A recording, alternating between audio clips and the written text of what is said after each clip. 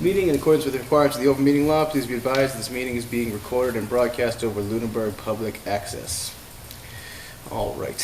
So we have an appointment right away? Yes. Huh? Oh, you want to take attendance? Okay, we can go take attendance. That's a good idea. Well, Joe Anderson, I'm here. We'll go around. Carl Luck, present. Troy Daniels, present. John Reynolds, present. Joan Pease, present. And good old Barb's here too. All right. Full house. All right, Mary meeting. I believe that's you. You want to come on up? See how we can maybe make this not scream at us. I don't think you're Switch on this sound. here. Now that we're on air, I think it's good. Anyone watching TV is like, what is he talking about? All right. From 27 Mass Ave, request for credit. Mary, I'll just review. Yeah, you wanna just review what's going on? Mary sent in a letter. Well, we had a good conversation on the phone about her usage that had gone high. I think I sent everyone a spreadsheet of the usages. And, you know, there was definitely a leak confirmed with the water department. But you had expressed concern about how the methodology of the way we bill. So I had said that, you know, in order to get a credit, number one, we needed a letter since you didn't have a receipt for the repair. And that if you wanted to come and speak with the commission. So here you are.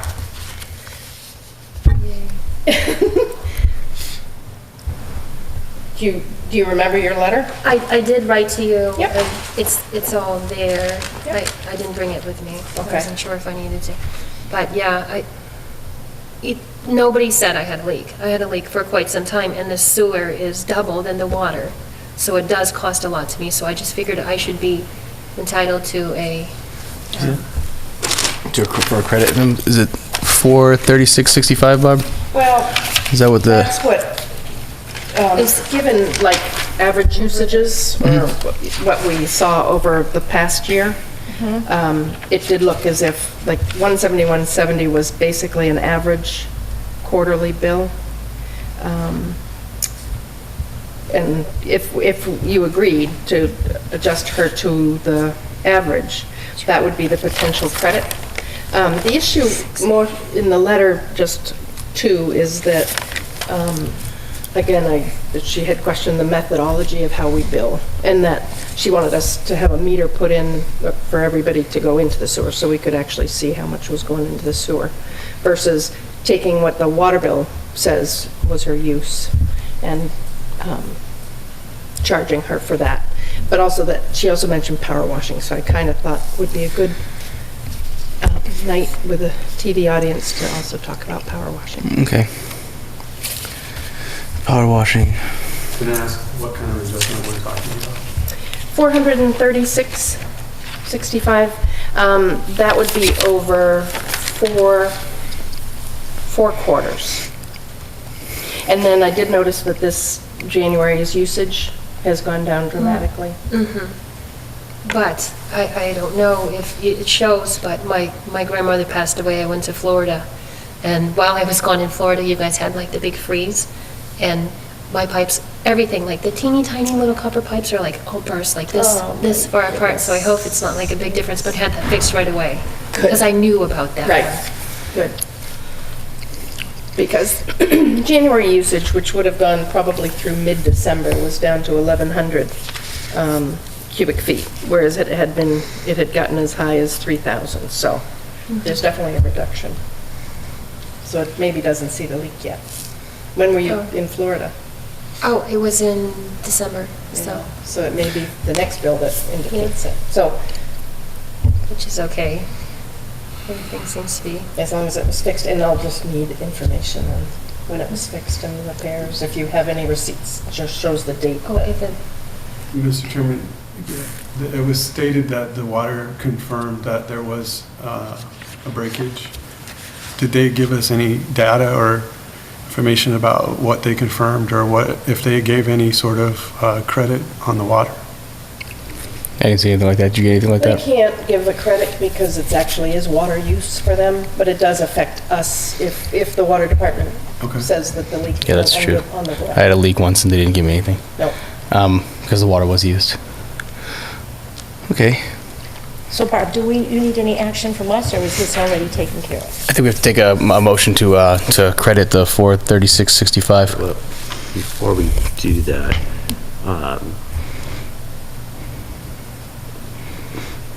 it's going to sound like nitpicking, but how much of that is related to the power wash? Because we can't include that.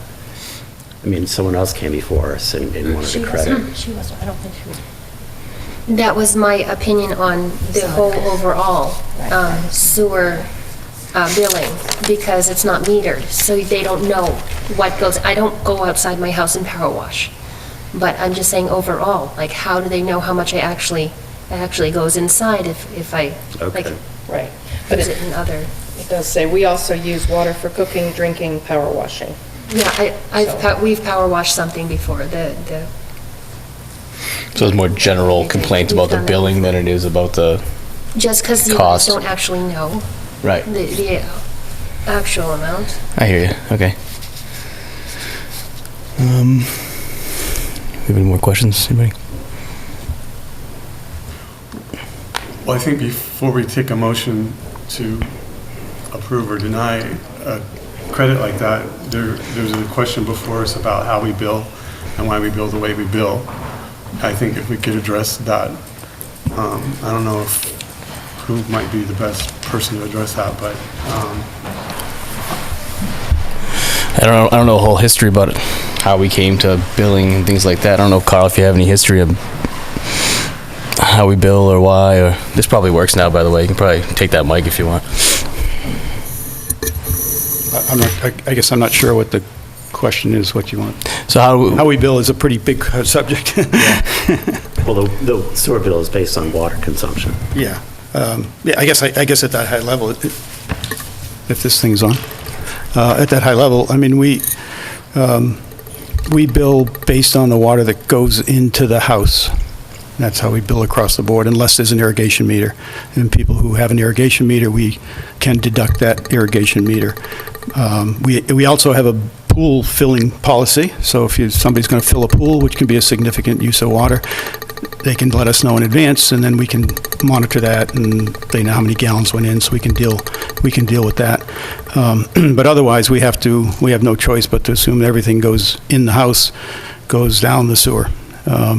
We know that's not 100% true, but across town, it's not 100% true, because everybody washes their car or, has some water that doesn't go down the drain.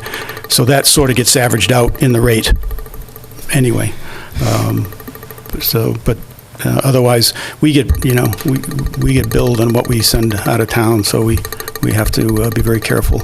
And in our biggest user in Leominster, we get billed by what goes in the house. So we're going to get a bill from Leominster for what goes into the house. So it's only if we have these well-documented exceptions that we can justify that the bill to Leominster should be adjusted. So our costs are adjusted. So does that yeah, I think one of the more important things that you said was when you talked about the irrigation meters, and that it's the responsibility of the homeowner to provide a metering of the water for the irrigation that's not going down the sewer, and that does get credited back to the user. There's no other way to calculate for the sewer how we would. There's no other way for us to calculate what goes down the drain and what doesn't. And I know myself, I'm on sewer, and I do power wash, and I water trees in my yard, and I don't have an irrigation meter, and I wash my, dog in the yard. But so it's just a fact of how sewer gets billed and how it gets calculated. I don't know does that answer your question, or? Of the sewer usage, sure. I guess I'll elaborate on, because you made a good point for the audience out there in the world somewhere. That irrigation, we have an irrigation meter policy, and I would encourage you, if you think you have a excessive amount of water that you don't put down the drains, that you check with Barb and get the policy and find out how you might go about, getting an irrigation meter. But they are the responsibility of the homeowners.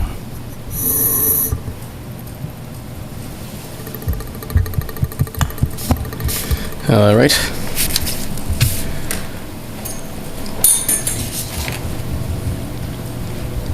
So I think that's with the billing, and now we gotta talk about the credit.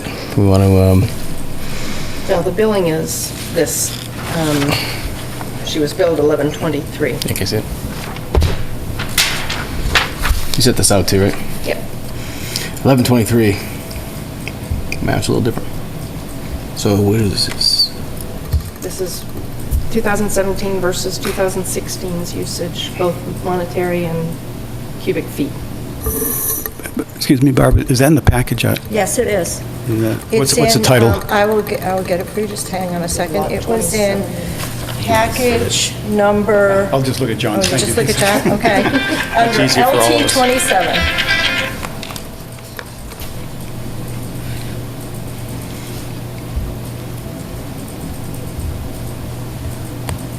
So this is just averages broken down, Right.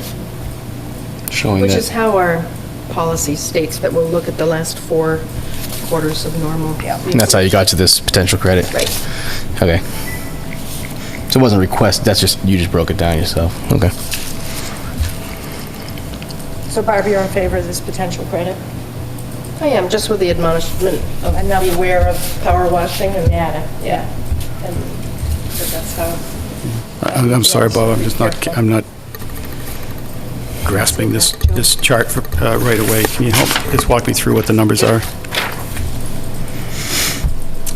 The year-to-date usage, January's was 1758, so a year ago it was 1,758 cubic feet for a total of $202. April's went to 2322, July's went to 3,000, so there was definitely growth there. Okay. 2597 in October. Over last year's was that- the 1410. is the other column. Okay, Right, thank right. you. Stuck with in the lower teens. So total of that, and then the average being 170 in 2016, or the average, quarterly bill. So taking again those 202, 267, those are the bill amounts for January, April, July, and October. Thank you. Applying the 170, 170 as the average. That would be the credit amount per each bill, and the total is 436. And there's a documented leak that was fixed. Yes, when I hear from the water department that they have investigated and worked with the resident, is usually my signal that it's been verified. Mr. Chairman, I have one question.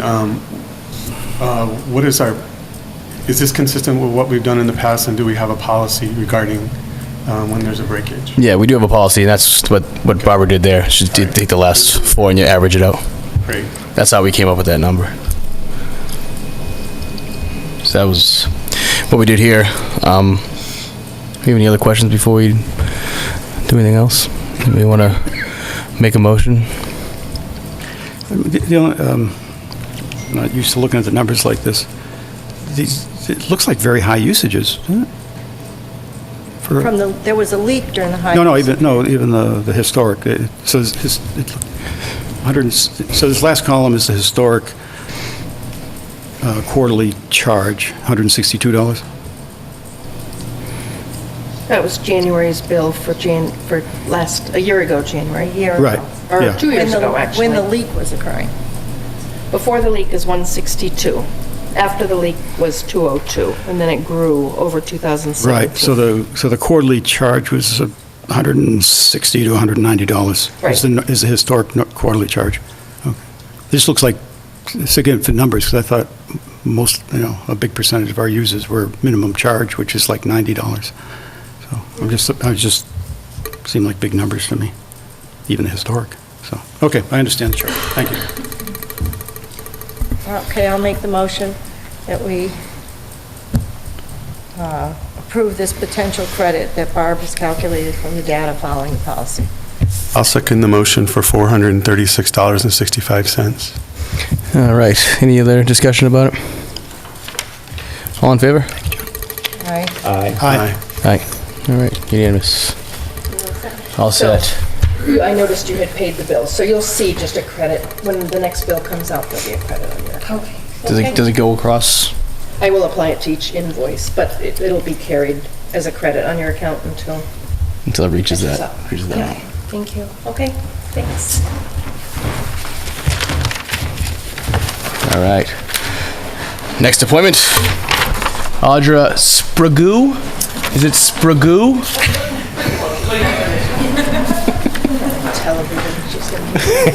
And which one of you is Audra?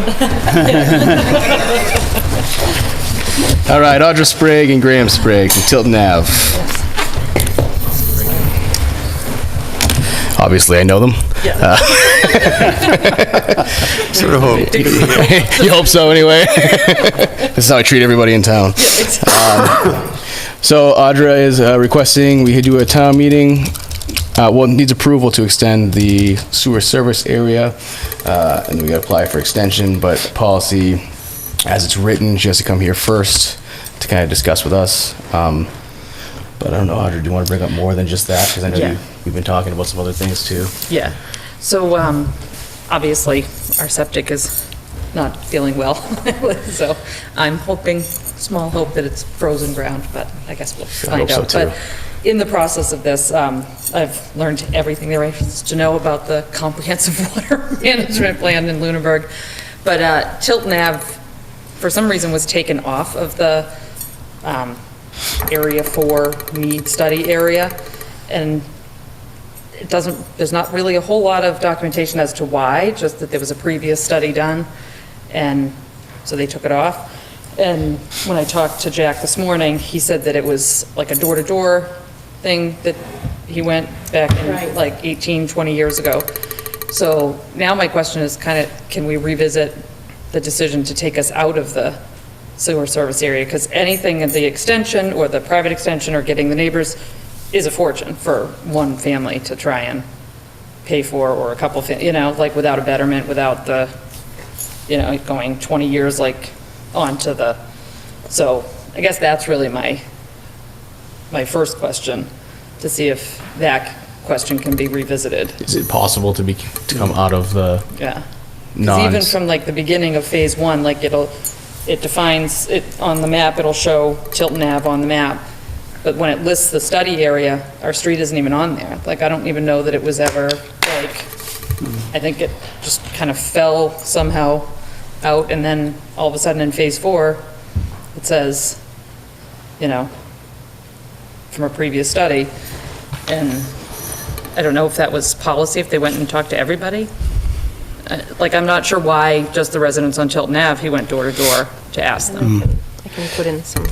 Yes, please Just in do. talking with Jack, the study that he believes that they're referring to was, he had wanted to pave Tilton Ave, and if they were going to be sewered,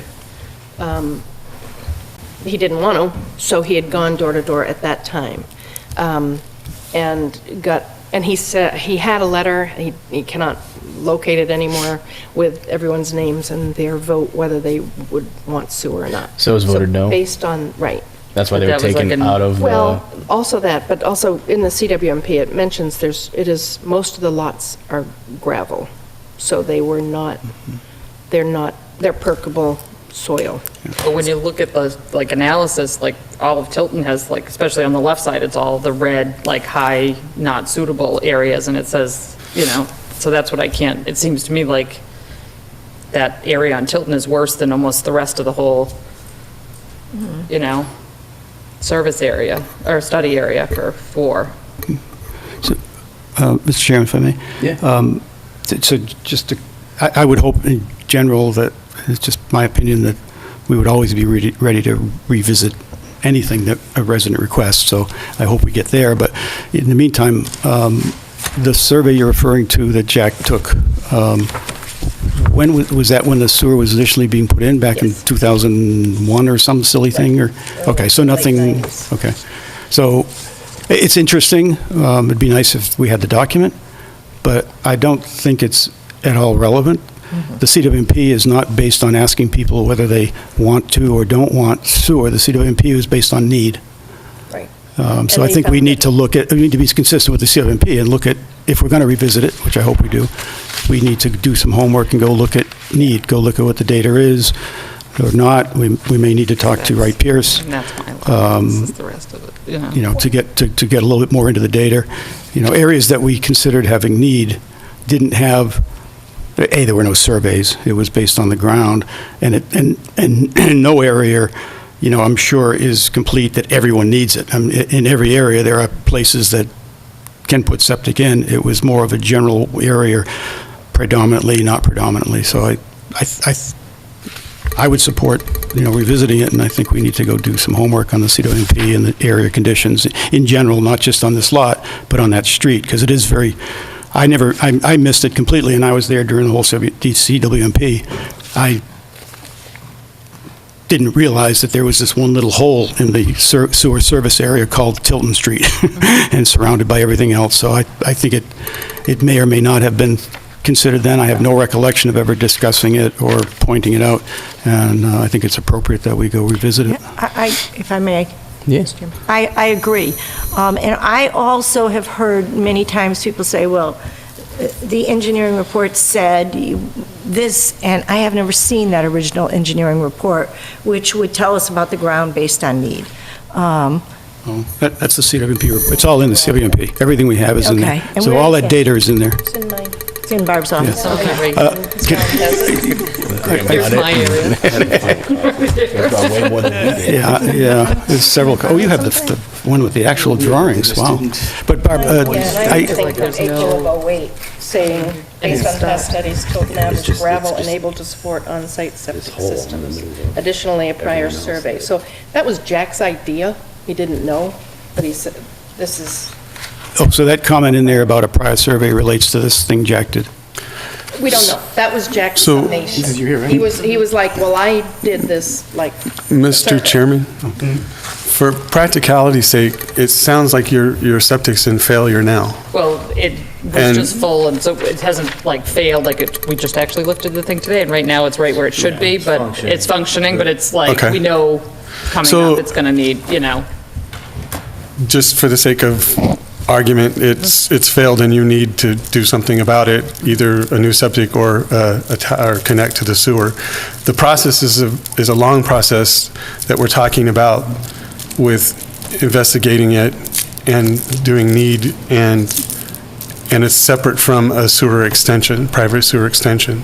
So I don't know if, practically speaking, and help me if I'm not understanding the process correctly, but practically speaking, I don't know if that's going to get you where you want quick enough. It may be, but, and Carl probably knows better than I, the process about getting you added, the whole Tilton Ave added to the sewer service area, and the studies that are necessary to do that, and then to be able to, and then to do the extensions on that street with 2/3 of the people on the street, et cetera, et cetera. So I just want to give you a heads up Yeah. that I'm not sure that that's the practical route, but it might be. So with your cue again, thank you. Yeah, I would comment that we certainly have to go through a process, and it's fairly well defined. The first thing I'd like to clarify, so if anybody out there in the Board of Health, the system is not in failure. Correct? yeah, Okay. no, yeah. So it's not there yet. It may be tomorrow, but it's not in failure today. An outhouse. So you may have a month, you may have Yeah. 9 months or more. If it goes a normal route, the first thing that would have to happen is we would have to go to town meeting and get it put in the sewer service area, assuming that we all agree, or you separately petition, but the best path is the commission would support it. We'd have to get an article on the town meeting warrant, and we go to town meeting, and it would be voted there to put it in the sewer service area.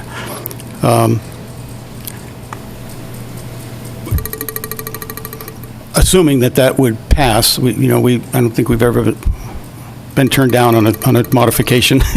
We have gotten turned down for some things, but not a modification for the sewer service area.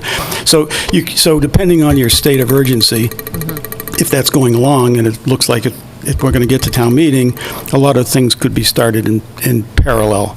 That's your risk, clearly, but could be started in parallel, so that whenever in May the town meeting is, things could start to happen pretty quickly then. It's a pretty short street. Our last betterment sewer extension went really quick and really efficiently. So again, if things are put in place, you can make things happen pretty quick if all the ducks are in line. So, it'd be sometime after May, more than likely. But it could be, a month or two after that if all the ducks got in line, so. One question I have, maybe Barb, I don't know, Chairman, if this were to go through the process as Carl described and it becomes part of the sewer service area, is that at that time would all the residents be assessed a betterment, or would they No, be at that point, they would treated like apply to for extensions? extension and go through the engineered plan, and so it wouldn't happen until that project of laying the sewer was done and accepted by the town that they would be assessed. There's, again, things can happen in parallel. I leapt over the implementation phase. If it does go forward, there's two paths, as you know. We can go the betterment route, which we'd survey the residents, which I assume would be done really early in the process, and determine if they meet the two-thirds, or if some portion of the street meets the two-thirds for a betterment. But you could also go the private extension route, which is totally under yours and your contractor's control. Your advantage is you are right at the beginning, so it's not a long run if you are the only one to participate, but you may get other neighbors to participate in that as well. So just putting in the sewer service area doesn't mean any burden on any of the other residents until these other processes are gone through. If a betterment is passed, then and it moves forward, then yes, it would be, everyone would have to pay a betterment. But the other extreme is it's a private extension and it's just you and nobody else is affected. So I just want to see if I have it clear. So there's like 3 different options? Oh, right? God, was there 3 when I was done? Well, one. I meant to be 2. If you revisited the decision to take us out, and we would be back in the same project as what study area 4 is getting for sewer, you know what I mean? Like, is that? Sewer service The area. other two options. Yeah, there's only, first you have to get in the sewer service area or there's nothing Yeah. we can do. Okay. If you get in there, then there's the 2 options, a betterment or a private. All right, and so the betterment would be like it was never taken off, the sewer service Once it's area? in, once it's in, it's in. There's no like privilege fee on top of it and all of that? It's All of the things that go along with being in, you're in. You're So it's either you're gonna run sewer down the whole street and we pay a betterment, or we do a private extension and we pay a privilege fee. exactly, Correct. 2 paths. yeah, But if you have a betterment, you don't pay the privilege fee? correct. Okay, that's what I was... Okay, sorry. That's where I was getting confused. Okay, that makes sense. Okay. So... But what- if we do private extension, the construction cost to the street is on us. The entire cost Everything's is on on us. you. Well, yeah, I mean, Yeah, the entire paying cost, pipe and the connection and everything. yes, Plus the privilege fee, yeah. But the privilege fee would be 50% of the, betterment. of the prior betterment, the 11,700 or something. Something, and then the rest is all like to the contractor. Depending on and then how far we're running the pipe, right? That's for the contractor. But yeah, it does, I mean, yeah, Yeah. that all goes to you. Yeah, I mean, as I say, we've had streets where they didn't get the 2/3 for the whole street, but they did get 2/3 up to a portion of the street, and that's as far as the pipe went, and as far as the betterment went. So if you lay pipe for my private extension and it goes in front of the neighbor's house across the street, does he pay betterment? We wouldn't, They wouldn't do it just for us. That's a private extension. The whole street has to do it, yeah. I'm saying if I do a private extension to my house. Right. And it goes in front of my neighbor's house. right?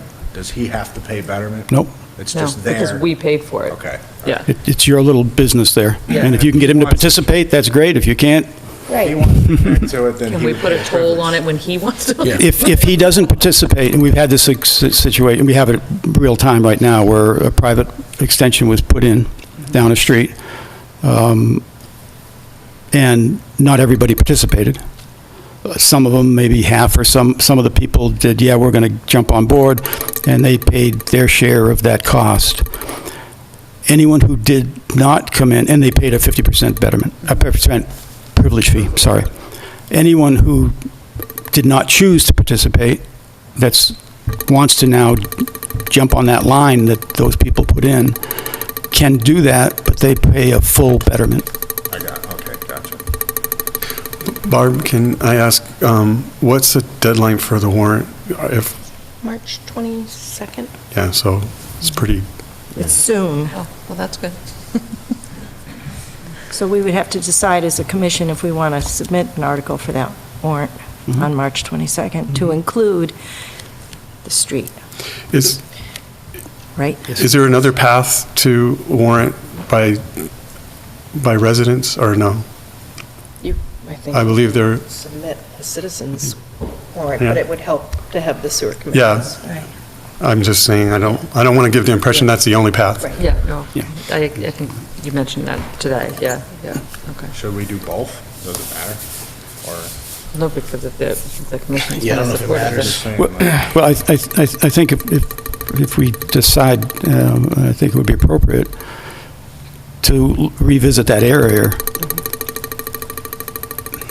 At some level, it's reasonably independent of your situation. We're simply saying, maybe that area got overlooked, and we need to go back and do some due diligence. Okay. And we'll come up with whatever conclusion, pretty much independent of your unique situation. Yeah.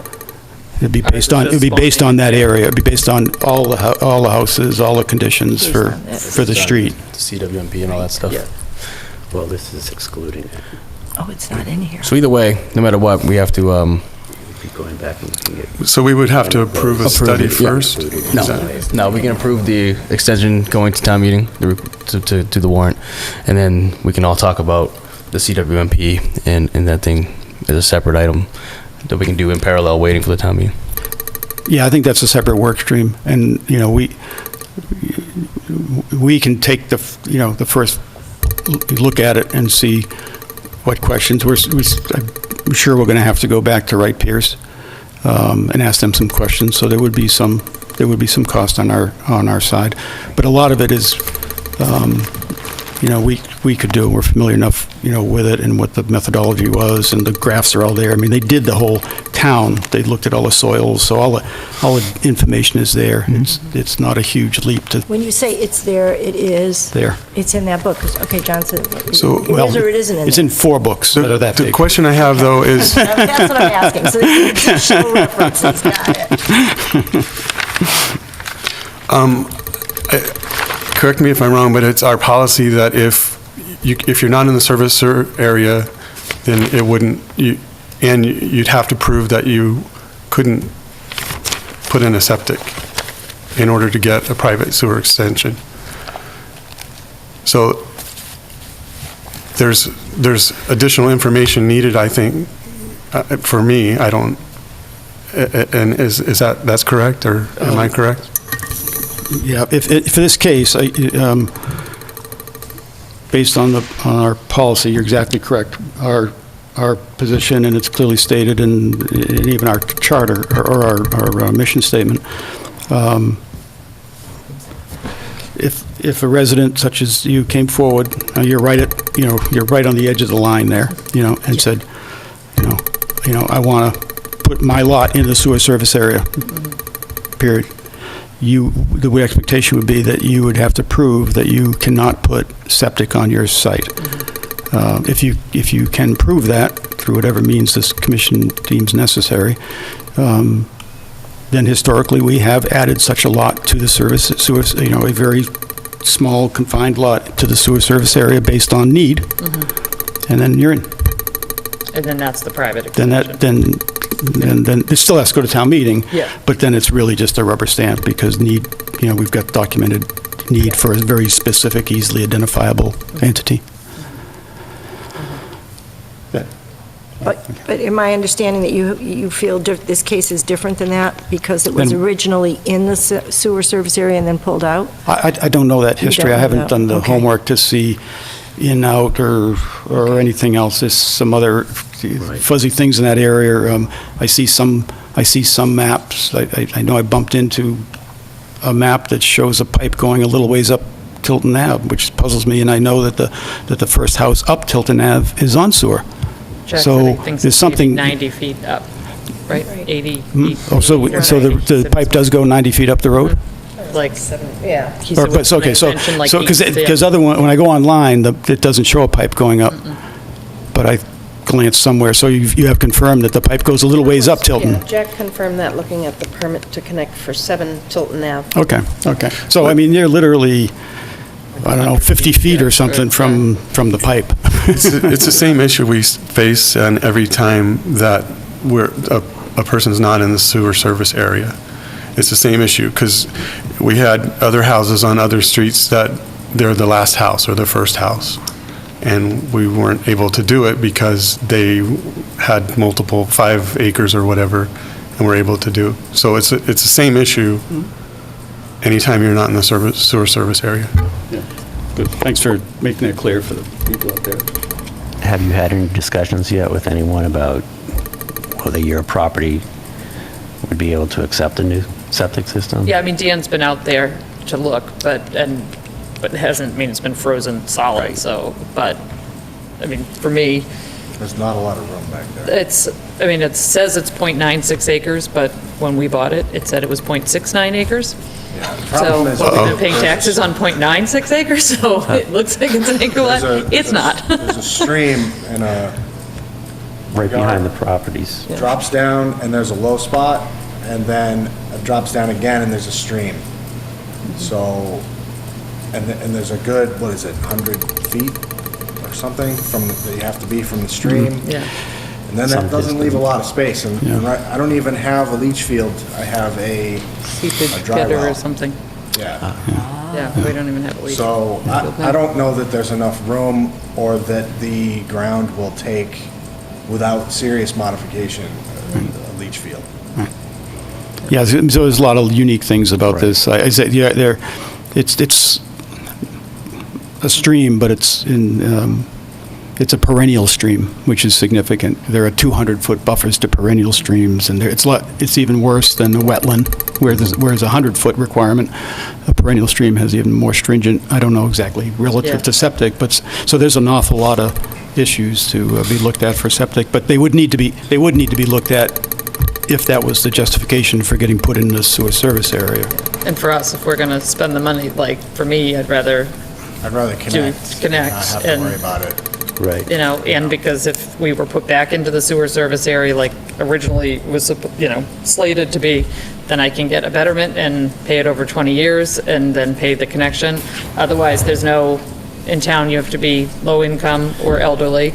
Like, we're not low income, but we don't have an extra $35,000 hanging around with 2 kids that are going to go to college, and even the private extension, like, I don't know how but if I'm going to do it, pay the money, like, we'll figure it out that way, but there's not a lot of options that are feasible for a family to pay for that, So our hope is to be able to get, like it was supposed to be put in originally, and, and then that's doable.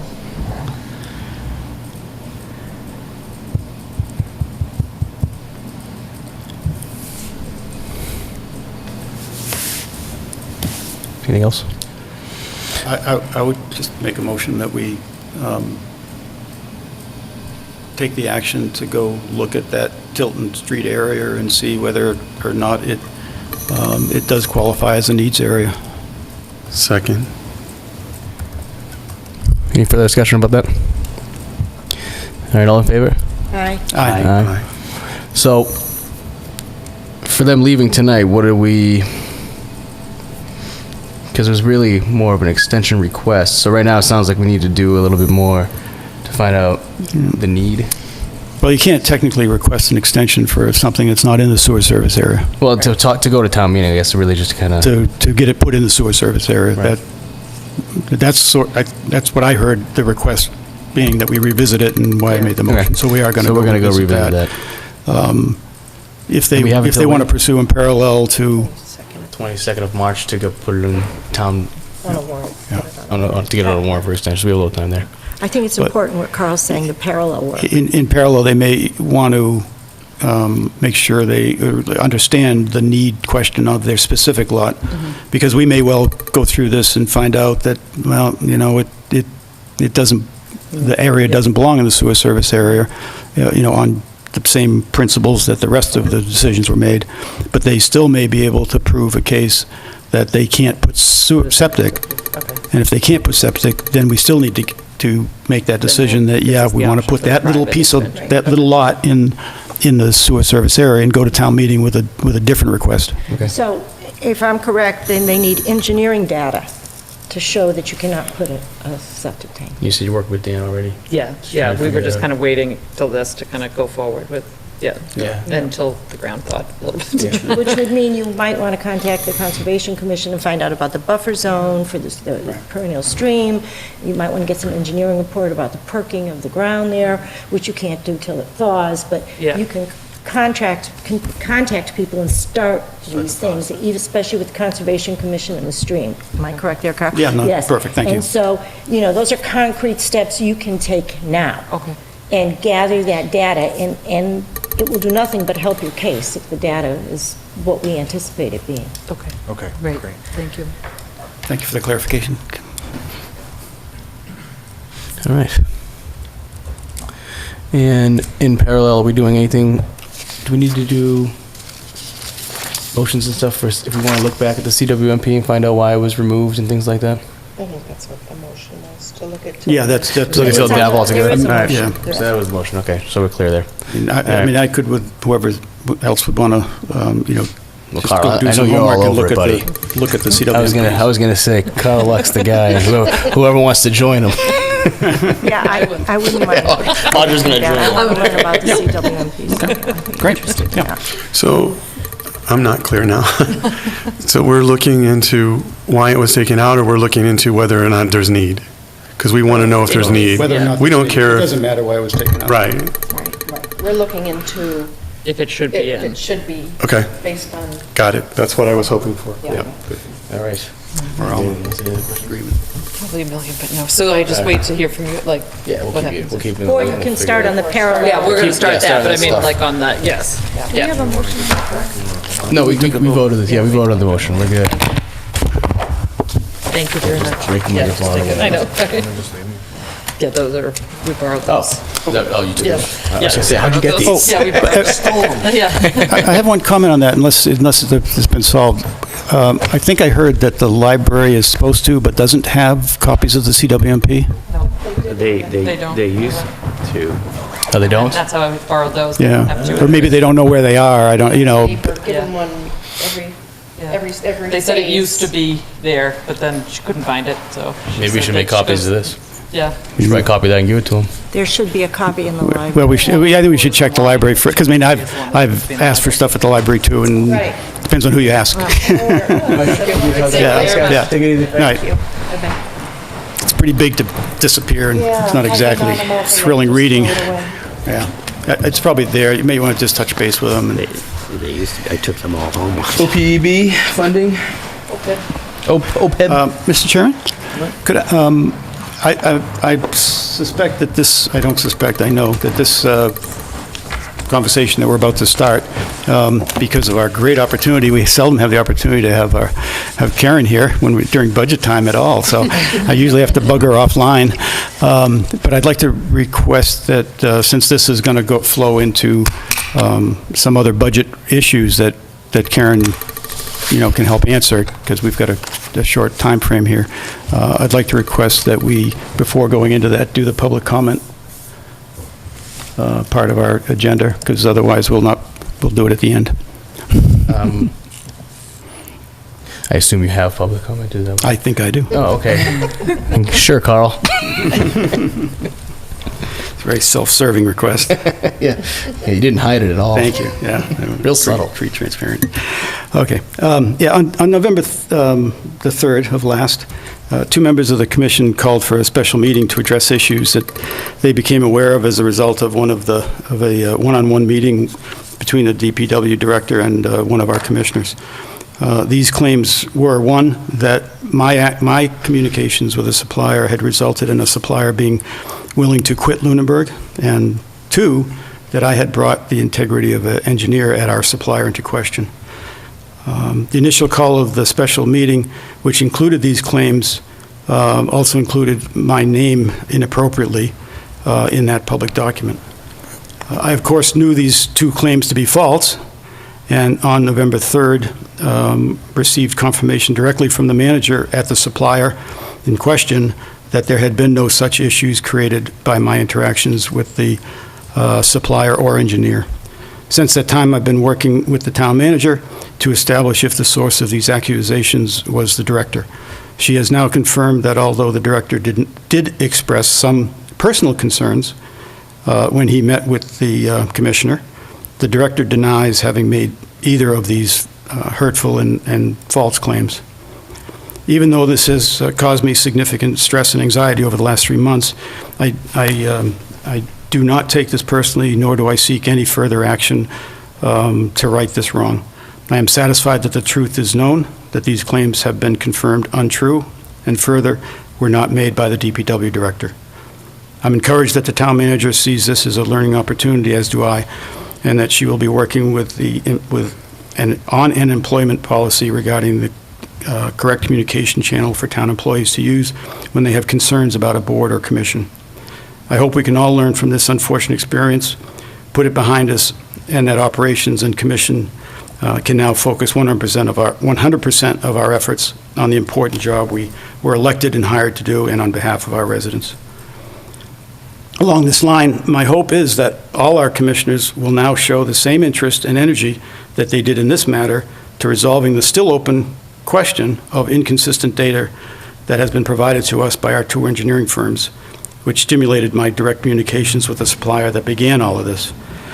I feel it is critical that we understand and clarify this data so it and other related data can be used to make good data-driven decisions in our ongoing efforts to reduce the introduction of unwanted water into our system and avoid the significant cost and risk associated with it.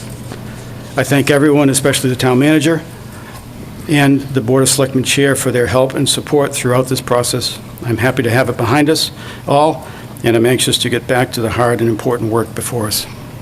Thank you. All right, thank you, Kyle.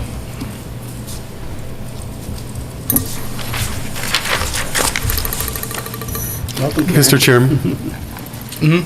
I'd like to have the issue put on an agenda so that it can be discussed.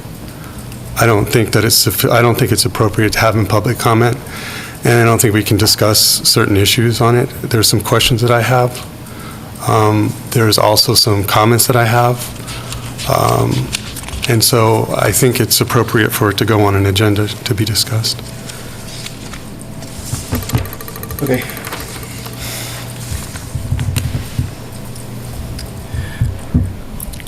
I'm not going to commit to anything right now, but do we have any other public comments? Or anything else? I'm just hoping I can get a copy of that. Certainly. Okay, so we're going to move off public comment and go back into OPEB funding, council costs. Heather and Karen? Yes, thank you for having us in tonight. We probably want to take the legal costs as the first item. Okay. So the reason that was brought before the commission is previously, before we had council that were on retainer, obviously the sewer would receive a bill with direct legal costs from KP Law, our prior legal firm that we held. And right now, the bill is all in one, but they are able to break out those costs, and I am under the belief that this is an indirect cost that the sewer commission should be continuing to pay as part of their indirect costs to the town. Do you have any other comments related to the legal? I don't, but, Okay. well, I guess the question I have is if they can split it out, why wouldn't the sewer just pay the bill directly, rather than have it be an indirect cost? They could do that. I'm sorry. I have a procedural question. Forgive my ignorance if I'm getting this wrong. I assume that if the sewer commission, as a majority of the sewer commission decides they have a legal question, then the commission goes to legal. Am I correct on that? Or through Barb. Through Barb, right. And that if an individual member of the town system has a question, not the commission, then I would go to you, for, say, I have a question. I go to you, I ask you if you will ask town council. And then you ask for me, correct? Which you did. It's been done that way. If a question's been posed to legal counsel, it always circles back through the town manager. So, okay. So can individual members of the sewer commission then be going to legal without going through you? Town council now holds monthly office hours, so any board or commission member can attend office hours. And if an individual member of the sewer commission should go to office hours, would then the sewer commission be charged for that legal advice? Or is that, are you breaking it down that way, or? I haven't looked at your, the detail Yeah, but I think. invoices, but I think they've been issues that you've been dealing with at your meetings that I'm aware of. Well, but it's If I could just that we comment, got- because I've done some I'm home, not finished yet. Just wanna finish. well, I was trying to answer your It's just that question. we got a couple of, Barb emailed us a couple of bills today, legal bills, right? Invoices. And, it says under the job, sewer commission. And some of the things that are charged there are individual members of the sewer commission without the commission voting as a majority to go get that advice. So I'm just confused as to how this works, what the protocol is for this. I think ideally it probably should go through the commission to seek legal advice. That would be my opinion. Okay. Because there is some stuff on here that is individual member of the commission going. But you're asking if there's a procedure that says that. Yeah, because I mean, if we're going to be talking about the sewer commission picking up the bill Right. for our use of legal, which I believe is what you're discussing, then I really think that it would have to be made clear to the attorney that individual members of the sewer commission should not be getting addressed, that it should be the commission as a whole. We'd have to think of a protocol for doing that, because I don't think it's fair to our users to have individual members on their own decide, oh, I want a legal reading on this, and then it's coming out of the enterprise fund, it's being charged to everyone without the commission as a whole discussing and voting, yes, we feel there is a need for legal here. Yeah, because right now anybody could just sign up and go. Well, I don't even know if it is through, I'm asking if when those legal hours, are we going back to sewer? Are they coming back to us? I'd have to look at those bills again to And see Barbara, what is that the- what this is from here? And at this point, I think what Heather's saying, it's part of indirect costs, it's part of the town umbrella. And I don't know if that's the same going forward. Well, we have a bill for 720 here. It That's says, just, that's their flat fee based on the number of hours. but the number of hours is calculated by the number of people from the sewer commission who different go to times. legal. Right, Right. right, or Right. conversations with. So I'm just thinking that, we really probably should be working as a team and as a group, and we should all know if someone's going to legal, and it's going to be charged to the enterprise fund. Individuals shouldn't be going on their own.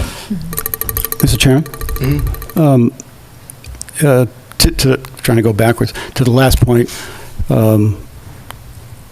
clearly a policy is appropriate here for the sewer commission to come up with Yes. regarding town council and all of the issues that Joan brings up. My understanding, you can do the homework, but from looking at these bills we've gotten, or not bills, but Invoices. whatever, it looks like that council is not including office hours. Because when I go through there are no things tied to the office hour. What these are when reading emails that are sent to him, sending things back to us, documenting. So it's so right now it looks like they're implying that if we go to office hours, it's part of the big flat town rate. But if as a result of that office hour, he has to go do some homework and sends an email, then all of that work outside of that office hour looks to be being charged to us, because I don't find anything in there that relates strictly to an office hour visit, only to work that resulted from being requested for an email from yourself, for instance, to him, and then doing homework and sending back an email. So everything that in the bill that I could see was work done outside of office hours. Correct, it may be generated from a request made at office hours. Right. meaning if there's a legal opinion of a question posed and there's further research to be done, that would be a charge, Okay. Mr. Chairman? not office hours themselves. But I just want to make sure I have it straight in my head. If I come to you and I say I have a procedural question, and not a matter before the sewer commission, but I have a procedural question, and then you go and say, yeah, that's a good question, I'm going to ask the attorney, would that then be charged to the sewer commission, or would that be his town amount? I can think of one instance that was charged to the town because it was a procedural Because it went question. through, okay. But one of them on there is when you went through Heather to legal for an opinion, and you get charged for that. Because I don't see That's that on on the, here. if that's Which on one the is that? the short one. It's the very first line item in the short one. I think the On the $720. second page? There's No, one that, reconstitution agreement. it's in there. Restitution, no, that's a restitution, the first one. I'm looking at the one, it says, .8 hours, Carl Lux questions via email for municipal employees as well as parliamentary procedure. It's January, it's just recently.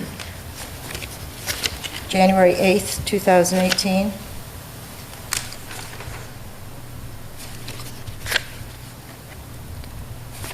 I mean, to the best of my knowledge, the commission did not request any of that information as a group. No, neither did they request the one that I'm referring to that you went to, we got billed for. I don't think that's on here, because I went through Heather. I don't find it on here anywhere. I don't know if it's much benefit to figure out who charged money to what. I have a comment. Yes, sorry, Troy's been trying for a minute here. One of the things I think is that this was implemented by the Board of Selectmen poorly. I'm happy with town council. I'm glad that we have this town council, but I think that the Board of Selectmen effectively forced, without any feedback from the sewer commission, this law firm on us, and now we're being asked to pay for it and build for it.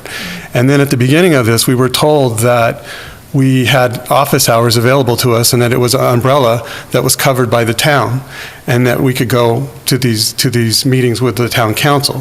So I was a little surprised at the bill myself.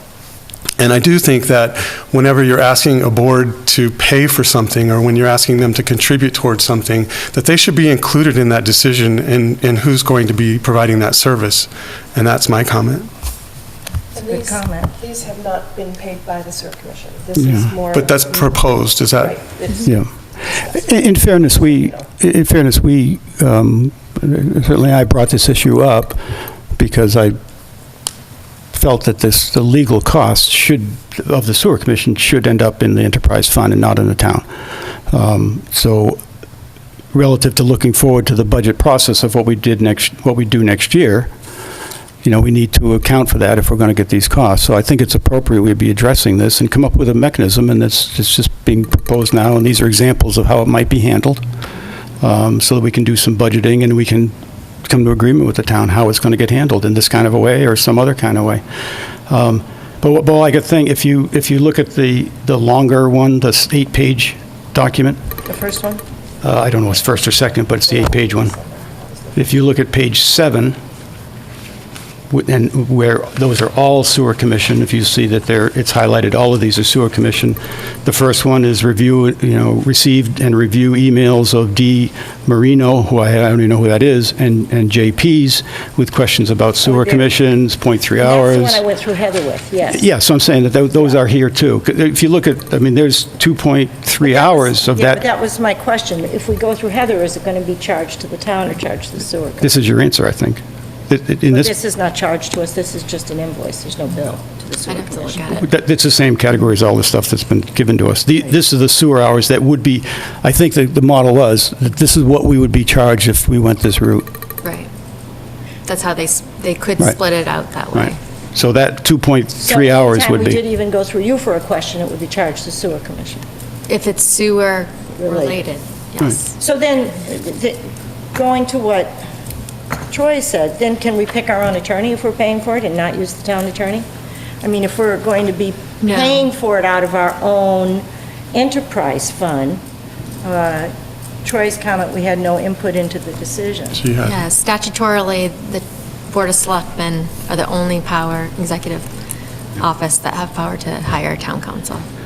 So you could ask, I don't know if I agree or not agree, but you could, just like we did, we could ask the Board of Selectmen to let us use a different council if that's what we wanted to do. But it would have to be the Board of Selectmen, as Heather says. I mean, I am highly, Skeptical? no, I mean, I think new town council has done a terrific job, Yeah. and they're representing us well and thoroughly. Yeah. The office hours, I think, are a Right. good addition to their service, the service that is being provided to us, so I personally wouldn't go out to outside counsel. I think we're being well represented. And if you look at the hourly rates as it's broken down, I think we're getting a fair rate as well. Mr. Chairman, I would just state that for the record that I agree with that statement. My statement before was not about this town council, so I just want to state for the record, I agree with you. Yeah, I do too. I probably used them, as Joan pointed out, more than anyone else, and I'm very happy with the service we get and the rate. And I did almost have a heart attack when I saw the $7.20 and thought that was an hourly rate, but when I did the math, I said that's a reasonable rate and it's good service, and the office hours are invaluable in my mind. So without further discussion, my opinion would be to stay with them anyway, but just to figure out how we're going to pay our fair share. So you had said you're interested in keeping them under indirects this year, but next year, or it's just keeping them under indirects based on usage? Well, Karen, you would... I disagree with that. I totally disagree with that. I think Direct that you costs. guys should budget for your legal expenses in the enterprise fund, because there's really no way to budget those dollars. It's based on need. So when you use them, you pay for them. Yeah, I agree, because it's the only way we truly have control. So, and it's more visibility. We always did it when we had Yeah. KP Law. So, I mean, it's not any different. It's just a problem with the billing that we need to Yeah. address. So, Yeah. I would as a, I'm sorry, Craig. I would as a resident, though, I don't think you're suggesting we go backwards. We're talking about next year. But if we somehow magically did that for this year, I would certainly hope that whatever the enterprise fund paid for legal would be subtracted from what the town is paying, because part of the contract with the town is to provide legal for the sewer commission. So if we go pay separately, that should be subtracted from the rate that the town is paying for the rest of the legal. Correct. So are you proposing just going forward, or this year? well, I think, I mean, you should pay what you're using this year, in my opinion, but I guess that's something that can be worked out between the sewer commission and the town manager. But, I mean, if you're using council and you have that expense, you should be paying for it. I would agree with Karen that not that we're paying council, but we pay the town, right? Well, no, it would be, Paying the council it would be directly. paying the council directly. And we would need to Because, I mean, then- and that's just as much a benefit to the sewer commission as it is to the town, because if we tried to calculate that in the indirect cost calculations that we do, we could be higher than what it should be, or we could be lower than what it should be. I have a question about that. It was my understanding that there's a contract for the office hours, and that is there some sort of a flat rate or something that's calculated to cover a certain amount of hours? And if Yeah. so, no. We can use them as much as we... And everything in town gets billed by the hour. However, whoever and however many people use it, they get billed the same per hour, whatever department. It's a flat retainer rate, monthly retainer rate. So if you do the calculation... They're the more deducting we from the use them, retainer? The rate goes down, the less it goes. Well, we could take the total hours that we used council, because it's on the bill, right? I mean, even though it's a flat rate, they track the time. Yep. So if we had the total hours and we knew what portion of those total hours were sewer, you can certainly come up with the percentage of Right. what that monthly cost is that relates to sewer, Right. even though it's a flat fee. But I think these terms, I may be off here, but these terms are very confusing. The contract with the town is a fixed fee, for this year. It's not a flat rate, it's a fixed fee. I don't know, let's say it's $100,000 for the town. I don't think it is, it's less than that. But whatever it is, the town is paying a fixed amount to council for whatever they do, whatever services we need, except for extraordinary, cases, but whatever services certainly we need are in that fixed rate, or fixed fee, right? So the flat rate thing is a misleading thing, because there is no hourly rate, Next year, they may come back when we negotiate the contract with them and say, well, you used twice as many hours as we projected in what we charge you, so we're going to have to talk about next year's fee. But to Troy's point, right now, the town is only paying this fixed amount. That was my point. Which I think is fair if we figure out how to do it, if we can identify how much cost we're creating in legal fees, that amount, and if we pay that directly to the legal, then that amount needs to be deducted from our total cost, because they'd get paid double otherwise, Yeah. right? So that $100,000 doesn't change. If we say, we're going to just keep track of the hours, and we're going to agree that it's $200 an hour, and that's what we're going to pay, then at the end of the year, if we've ended up paying You helped me $10,000... get where I wanted to go. Good. Let me know when you're there, Thanks. when I'm there. End of the year, we'd have to take that $10,000 off of what the town owes. And that's, when I said pay the town, that's all I meant was, if it's more logistically easy to keep track, and then, we pay the town to compensate the town to offset that $100,000, then but that's a mechanism. It's not. If I may, and this is, purely logistics, the bills that you have in your possession from July to December, that was broken down based on the total current hours, because the hours are going to fluctuate a month. It's a flat retainer rate fee per month. And so it was based on that total, taking the sewer commission's portion and dividing that out. And that's how it comes to the dollar amount in each monthly. So they broke it out. They took the total, deducted sewer, and the town would still pay the other portion. And overall, we'd still pay the same flat retainer fee. What does it calculate out per hour for the other town entities? It's going to be The same? every month it will fluctuate based on use. So if we use them, 20 more hours next month, the estimated hourly rate is going to decrease. So I can't, It's, I can't possibly agree with this method at this point as a personal individual, because if you take it to the extreme, so we're saying this $100,000, let's make it $120,000, is $10,000 a month is the flat fee we're going to pay them no matter how much we use them. What I think I'm hearing is, under that scheme, if we're the only one that uses them, it costs us $10,000 that month. and that will never happen.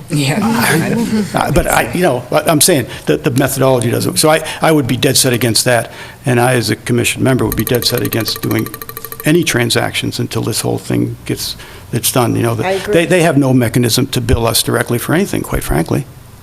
I agree. We haven't authorized anyone to bill us. Plus, and I guess that's what I was inarticulately getting at, is like, if we go through you, is it the same as if the commission says, as a whole, we want to go? There's so many permutations here that need to be Yeah. ironed out. Yeah. I don't see how we could plan or budget for legal fees if we don't know what the rate is going to be from month to month.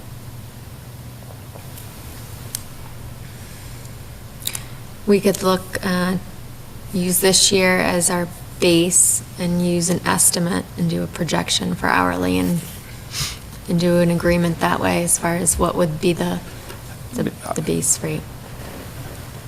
I'm sure there's a way out of it, but this isn't it. And I feel that if we're going to, as a commission, accept our own legal fees and out of our enterprise fund, which is probably somewhat value to that, we as a commission would have to decide how we're going to use the attorney so that no one individual is racking up bills for all of us, unless the commission as a whole approves, which would then limit going to those open hours and how you're going to bill those back to the commission, because If the commission didn't approve an individual going, then the commission would not want to accept the bill for that. But that's dependent on how it's set up. Right. Because today, in these, as I said, and I'm pretty sure I'm correct, the methodology that's on the table, no one's paying for office hours. That's Right. covered over here. Right, So you but- wouldn't need authorization. So the policy and the details have to be worked out. But right now, the ratepayers are getting the benefit of legal counsel without getting charged as well. So that's the flip side Mhm. of, That's right. A lot of issues.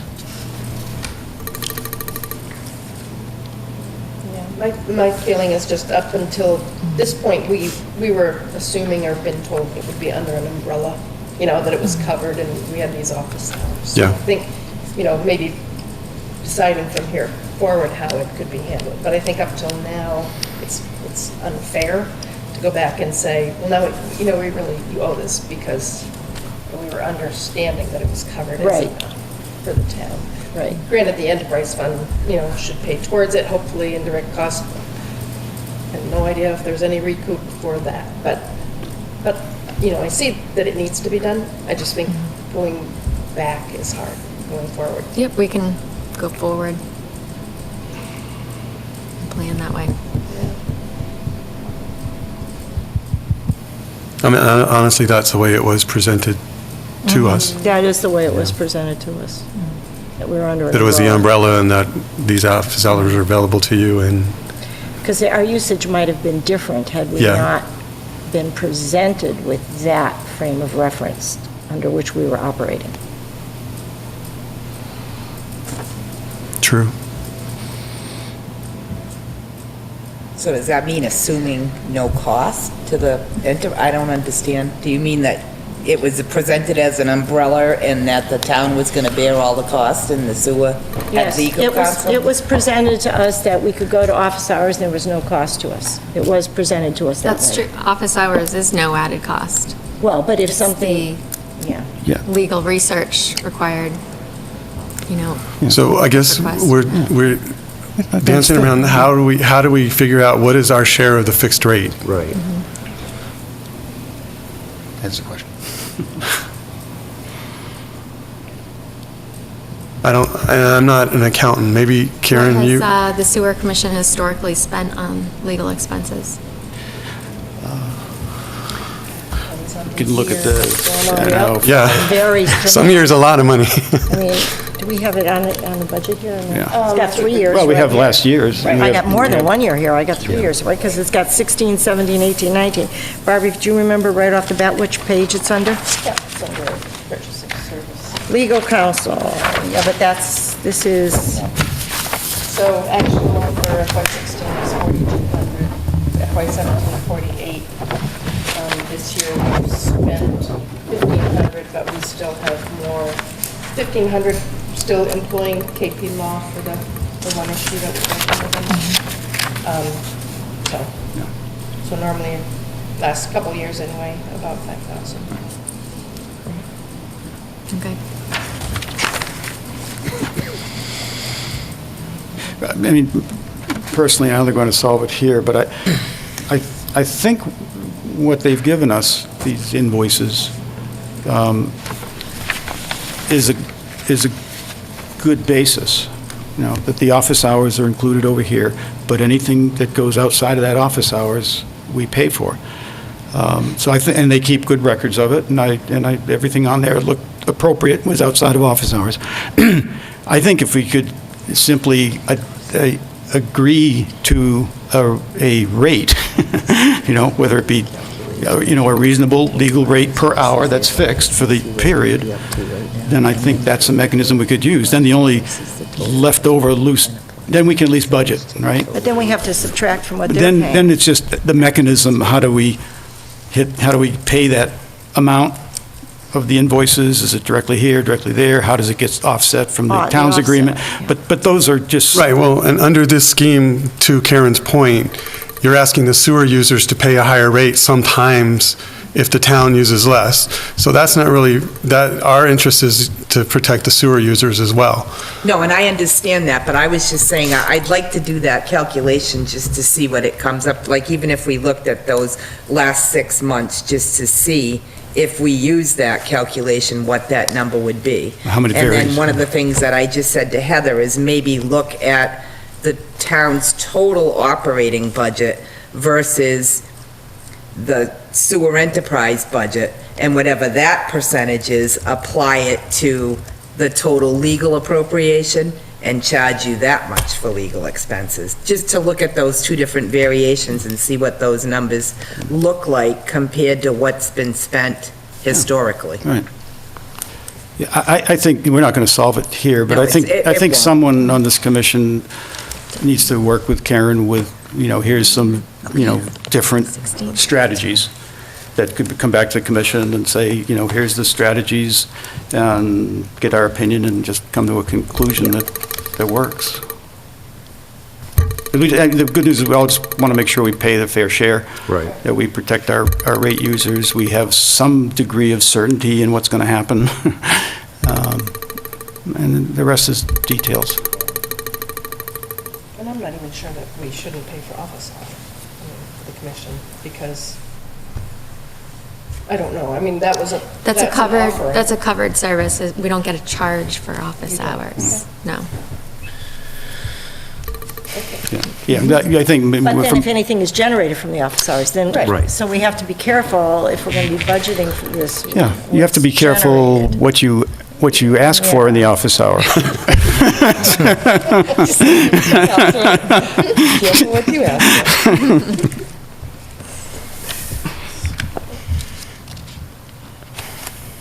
Well, I do know we've only budgeted, I think, 5,000, yeah, 5,000. next year, so we may want to relook at that. Yeah. Or like you Or said. not. Right, It might be fine, right. We'll have to look at those numbers and do a couple. And we need to, different as a scenarios commission, to think see of- what it looks like.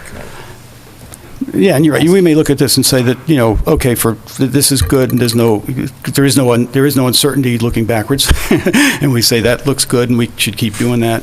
And between now and budget time, because probably it doesn't make a lot of difference in the budget, because we're going to budget something that we think is reasonable, and we need to find a solution that's reasonable. So I don't know that it affects that so much, so.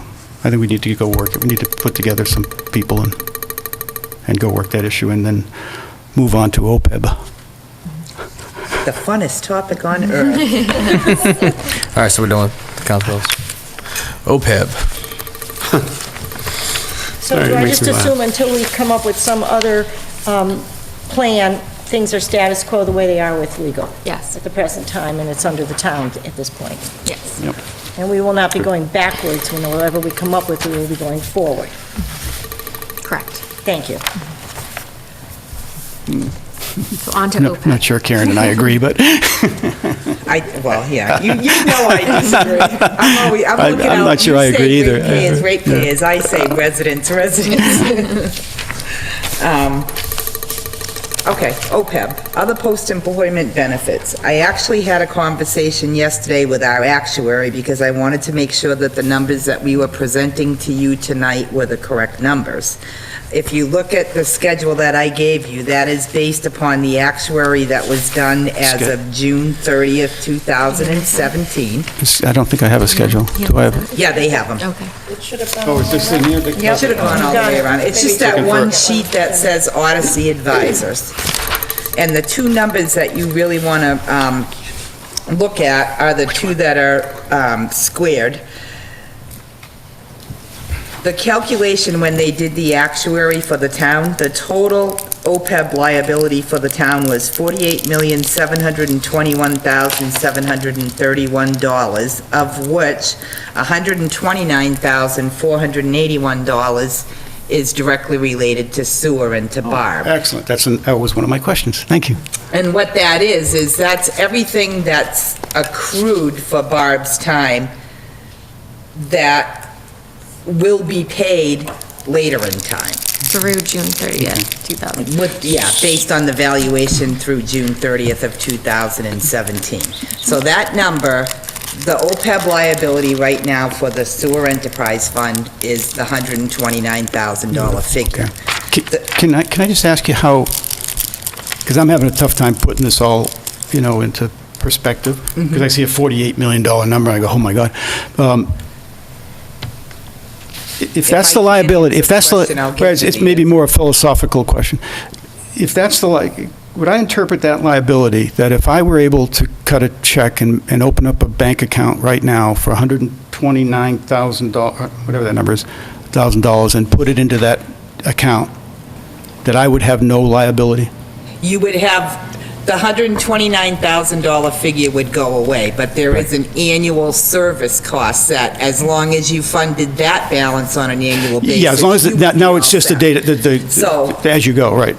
Okay. So the second figure on here, the $6,559 is the annual cost. So if the sewer commission were to fund the $6,559 and do nothing else, Yep. then that OPEB liability would stay at that $129,000 figure. Because you wouldn't be paying any of the accrued liability, you'd only be paying the current year cost. Got it. So if you decided that you wanted to fund the 6559 plus a portion of the 129, then of course that liability would drop down. And depending on how you decided you wanted to fund that, would determine how fast that liability drops. And then, of course, they do the actuarial every 2 years. So these numbers will change every 2 years. Okay. All right. Great. So when you gave me the FY 17 and 18 figures that you had, Those were expense numbers, those were not. Okay. The number that you actually wanted would have been the $6,559 for the annual cost and the $129,000 for the OPEB, for the accrued OPEB liability. So it's a combination of those two numbers. okay. But without the liability, the 6559 is the current. Is the current annual cost. And we don't know correct. what FY 19 necessarily, or is this? No, what it we is? don't know what FY 19 Okay, is but it should until. be close, or maybe inflation. It depends, yeah, because there's a lot of factors that affect it, interest rates, inflation, Right. Can I ask So our funding, FY19 if we funded it all, so if you fund any portion of that $129,000, then that 6559 figure will probably go down, because you have assets available to offset that cost.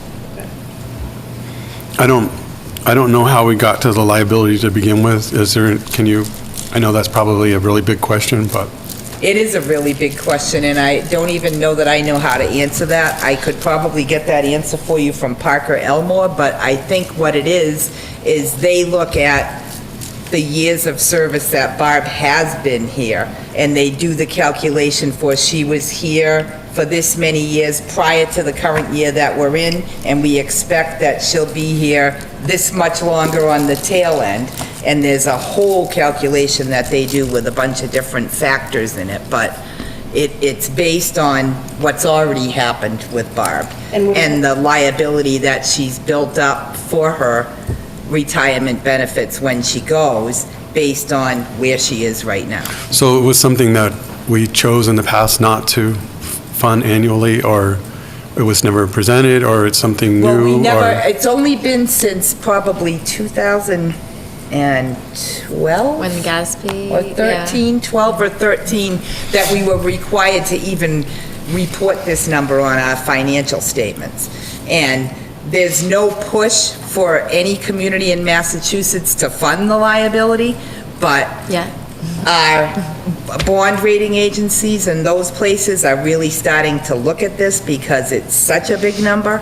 So anything that we can do to fund even a portion of it, even if it's not a lot of money, definitely looks good to them, because at least they know that we're focused and we're looking at the liability and we realize that it's there.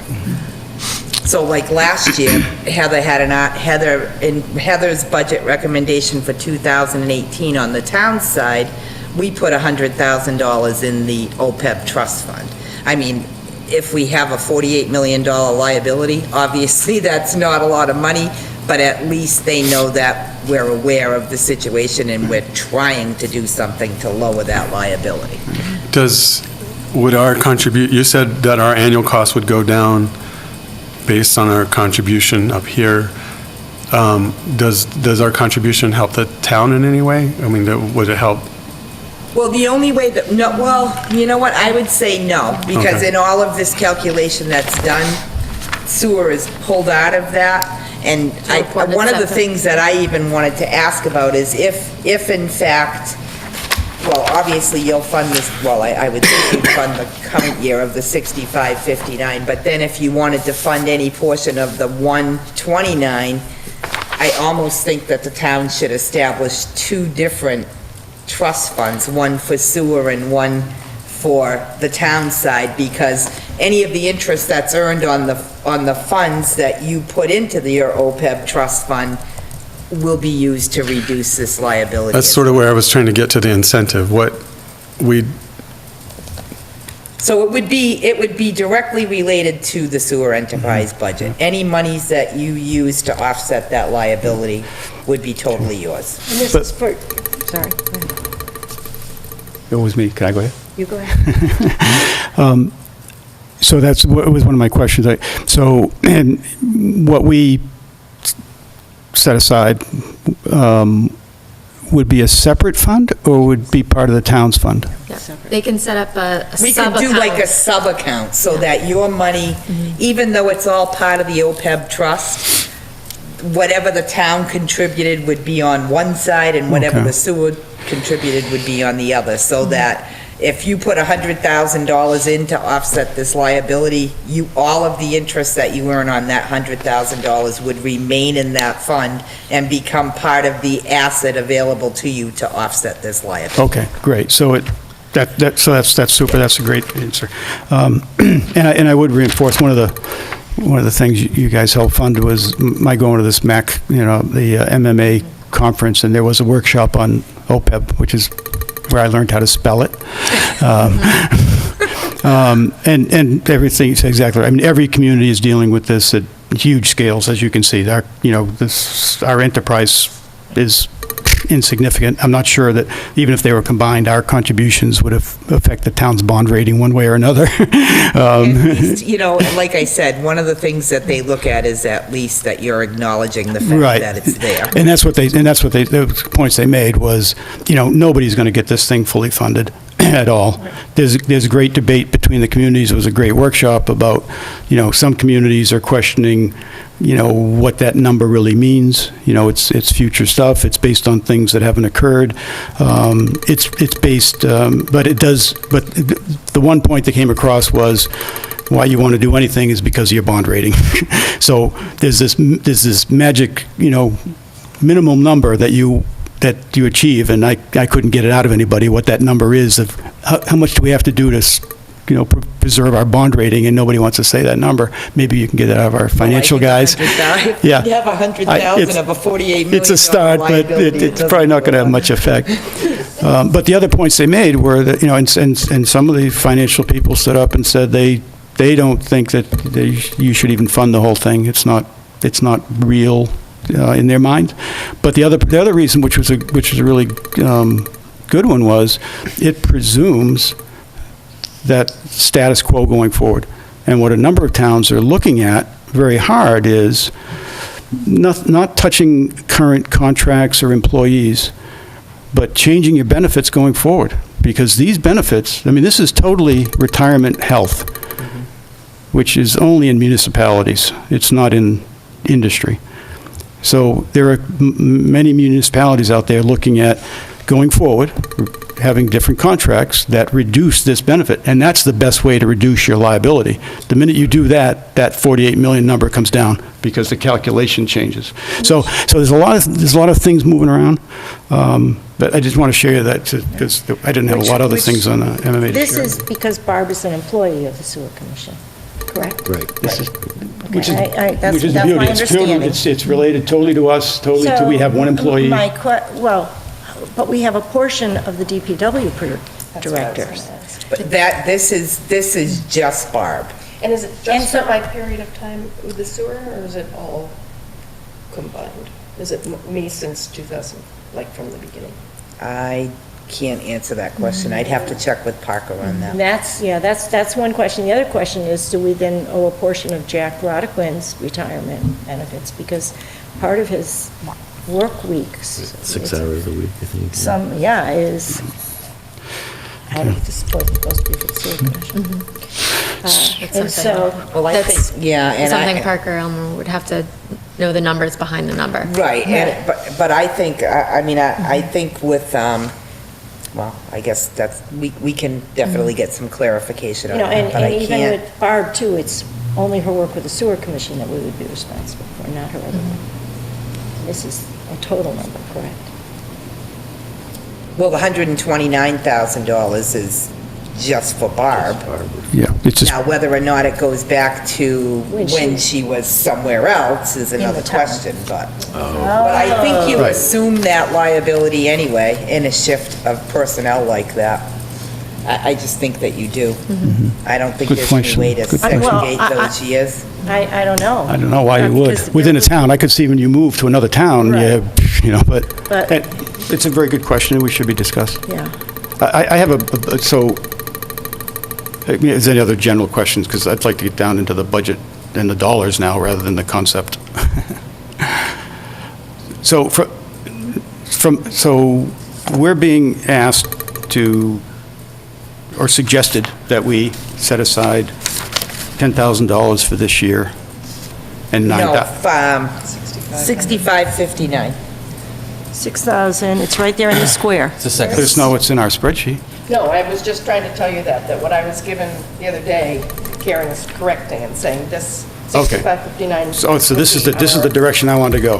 Good. So we've gotten Yes, I from know, 10 to that's 6 why- already, yeah, right? we Okay. just went down. Okay. 6559 is current year, so we would probably jack it up a bit based on inflation, and this was, I take a very different look at it. Orders of magnitude different. And this sheet is great, I really appreciate it, because it makes a lot of things clear. So the magic number to us on this sheet is the 65, is up on line 9, Roman numeral 9, the 6559, Correct. right? but that's current year. For current year? Yep. Yeah, for current year. It's fine, whatever we discussed applies to last year, because they're both exactly the same situation. So if we treat the sewer enterprise fund the same as the town is dealing with this, right? Then the town should be putting away $1.5 million.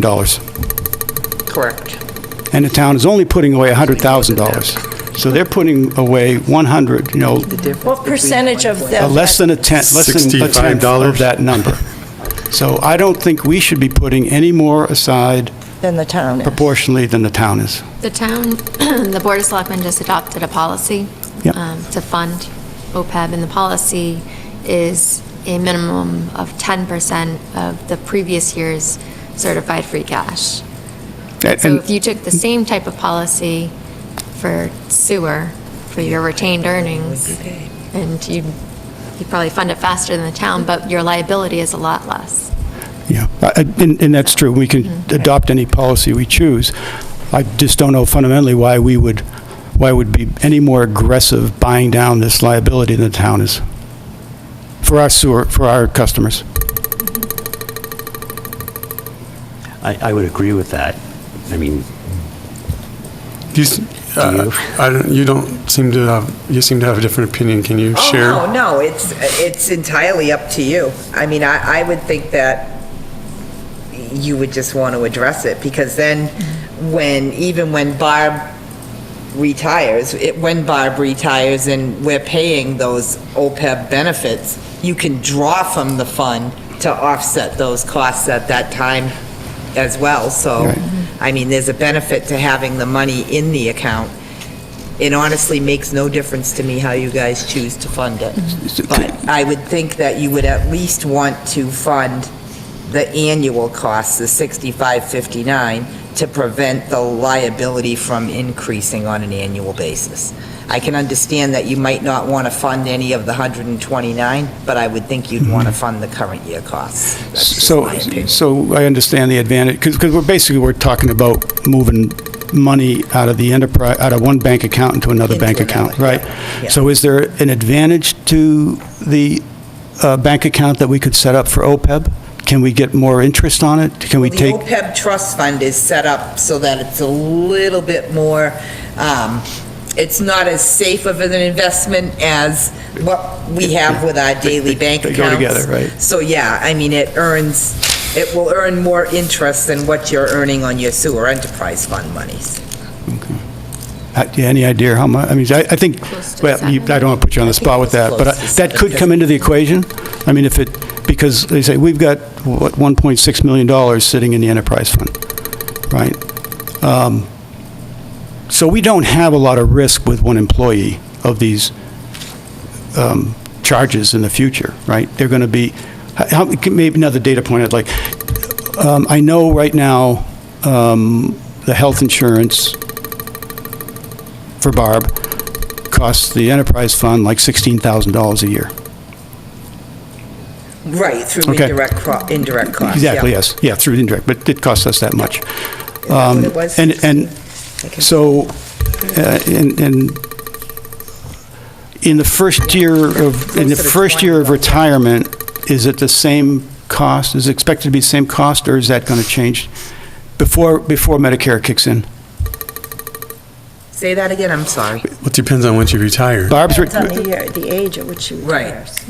it does? The health insurance depends on your age? Well, I mean, 'cause Probably not if gonna she's- retire anytime soon, if right? she works till I mean, she's you're only like 40 65. No, I'm saying it's the year before 60. I'm hoping Barb doesn't have to wait that long for her sake. Percent, then in that instance, yes. Yeah, it would okay, be it's the same percent. policy, Yeah. right? Same family policy, Until she 16,000. switches over So to the that's what, retirement group, yeah, okay, great. It's not the same family because of policy. age. It's not the same family policy? No. For Individual policy. for a retiree, it's not the same family policy? Well, it depends on the retirement I know age, based on my own circumstance. Like, if somebody retired and they turned 65, they would go to a retired Yeah, plan. Pre-65, And pre-65. if their spouse was on the plan with them but wasn't 65, they would remain on an individual plan that they Yeah. had. Understood, but Barb is 63 and her husband is 63, They would stay and they on the same retire. plan that It would be they're the on same right plan? now. Yes. Okay. So when the employee, let's say both husband and spouse, turn 65 and go on Medicare the same year, Yeah. do you know what that policy costs? I don't off the top of my head. Well, it also depends, it depends what on they how get, many too. there are in the family and the age of the people in the family. No, I don't think so. Yes, because the contribution So is, the retiree plans more- range from this, 180. the state is still paying for my health care. If I And- can just interject here, what do you need from us tonight? It is already 8:11. We have not even looked at the budget. Some Well, of us are this not is the gonna be- budget. We are looking at the budget. I mean, the line items on the budget, one by one. And this is one of them, though. What do you need from us? No, we tonight? don't need, this was just passing on information. It's up to you, it's Right. up to the commission to Right. determine how they would like to fund this. Right. This was Okay. just Yeah. giving you the information that you need. So I to think make we that need, to understand what our risk is in order to make an informed decision, so. That's From an still, actuary. Yeah, I don't think, we don't have any way, well, I mean, this was done by an actuary, yes. But as far as the health insurance plans, I mean, we really wouldn't have, So we don't- we don't know what's gonna, I don't No, know I how can't long. work. no, I mean, today, if this, I mean, we have. Barb could get remarried We to have a younger man, We have Go on 200 his and, health insurance. or add him to her. you know, if we could stay focused, because it is getting late. We know today what a person on Medicare If we can stay focused, we can't answer the with question. a family health insurance costs. We pay it. Well, right now,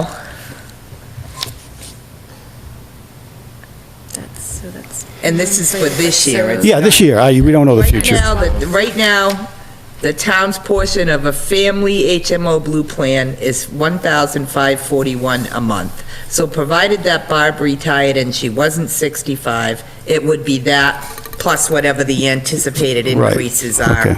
until she's 65. And then we have retiree plans, and again, it depends what people are on, but like, we have the MedX plan where the town pays $180 a month. We have a Medicare HMO plan that the town pays $324 a month. And we have a Managed Blue for seniors plan where the town pays $242 a month. So the biggest number I heard was like 300 or something. Right, it ranges from 180 to 324. That's 324 this year's cost. per month. This is all this year. And we right. anticipate an All of it. 8% increase in those costs for Yep. 2019. That was family or for individual? Well, the Medicare plans are individual, so Yeah. that's for one. Okay. Those are all individual. The HMO family, So back to the point of both of them being 63 years old and both of them getting Medicare, it's double? I think, right. So we, It would be double, so double that. correct. Good point. because they're two individual plans that they would carry. Okay, thank you. What I would suggest is if we could just, because I'm not, news alert, I'm not retiring this year or next year, not in the plan. But if we could just get this information to study and look for future. Looks like we have it. Right, but I don't think it's necessarily going to be applied to this budget right now, right? I don't think so. What, the Unless I OPEB? retire. No, the retiring. The one- But how much money, Right, but how much right, money we put in right. that line item is determined this year. Well, what is applied to your budget is on the indirect cost worksheet, and it is Right. your health insurance that you're on right now Right. with an estimated 8% increase. Exactly. So. But we need to decide. That's not OPEB. We need to make the decision. I have all the information on OPEB, at least at the moment from Karen. And Karen, I meant to say this before. I was going to apologize in advance, but now I'll apologize now, that I've worked closely with you for at least 4 years and 4 budgets, and you've been extremely helpful, and we've worked a lot of these kind of questions in advance of even getting this far in the process. And I want to apologize, because I've had these questions since I came back No, a week that's ago. okay. But I'm not allowed to, due to our current policy on communication, I was not allowed to No, ask you these in that's- advance. that's So fine. I hate to hit people cold like this, but I had no choice. I would, that's fine. If I can't answer the question, I'll certainly get you an Yeah, answer. yeah. If I can answer it, I'm more than happy to while I'm sitting here. Okay. Great.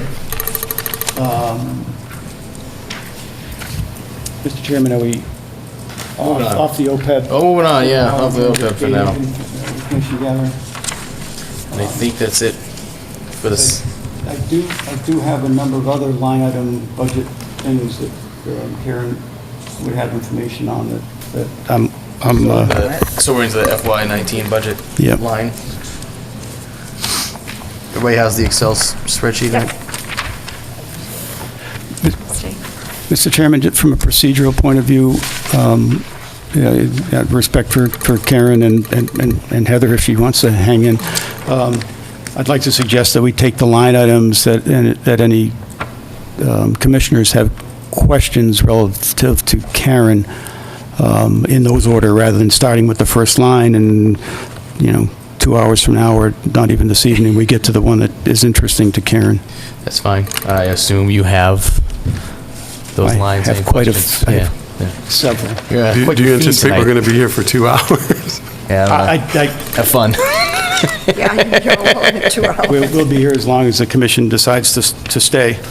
If that was the case, Carl, we would never have meetings. All right. Go ahead, Carl, with the questions that I know you have. Oh, gotta love them. Okay, on the fringe benefit worksheet, let me put my worksheet here. These are probably simple ones, and ones I should have asked 4 years ago, but since we didn't have the sheet from Barb, all I had was one piece of information, which was yours, so of course I was able to dig into it in detail I never was before. I'll learn my lesson. You're on fringe benefits, Carl? Yeah, 12B? That sheet, Indirect general fund Indirect. expenditures? yeah, that's exactly it. Okay, that your fringe benefits is 12B. Well, I just, that spreadsheet, there's a number.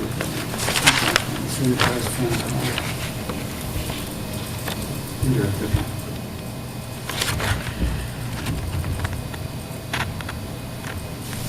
All right, got it.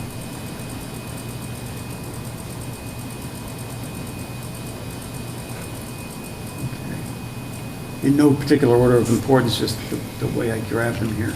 The office space, I'm just wondering how we calculate the $6,000 for office space in the DPW. The sixth, well, I mean, that's based on what, we have two other, we have the PAC committee and DG Inc. that both rent office space, and this mirrors what they pay.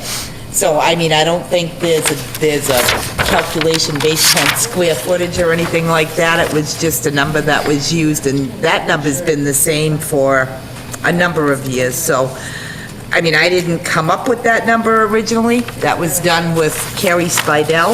Okay. But I can tell you that that's the same thing that the PAC committee pays and DG Inc. What's that? The cable advisory, cable, PEG access, whatever they're called. What do you call it, DG Inc.? No, DG Inc. is the ledger.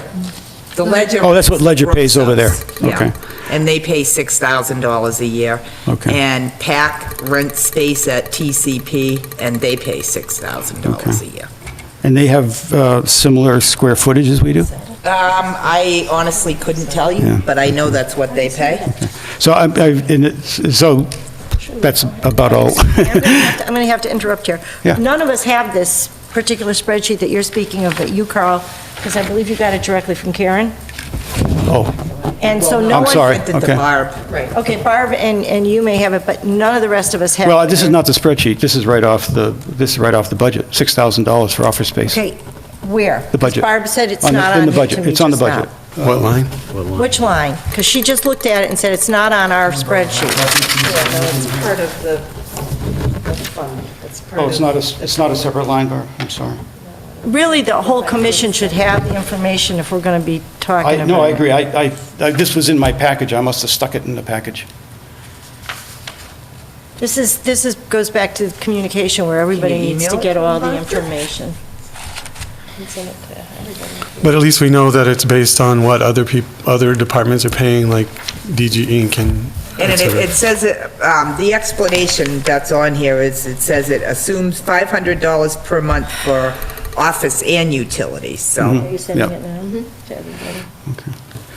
Okay, so that was the basic question, PAC was and the ledger where's the paid the number same come from? And amount. it came from Carrie, and it's the same number as, It's been the same Two for, people are renting. I don't know how many yeah. years. Yeah, it doesn't mean we shouldn't be questioning it on behalf of our customers. that's so- what it is. Yeah, fine, okay. So I think, I don't know, Mr. Chairman, if you, we have two approaches, we could take that, if I've got everything I need that Karen has, we could park that piece of it until we get to the indirects, if you like, or dig into that now. My basic feeling is, I think it's our responsibility to make sure that what we're charged is based on cost. And in this case, we have a very specific area in a DPW building that has a certain number of square feet, that has a certain operating cost, that has a certain utility cost. We should be able to easily take what percentage of the square footage we have, somebody fat thumbs the percentage of the utility, and any other costs, cleaning, whatever other costs, so that we're paying based on cost, not based on what we're charging the ledger to rent space in the Brooks building or whatever. 'Cause And there's no- that's fine, There's no, It'll probably be more. it may be. I'm just Yeah. after the fair, if it's more, it's more.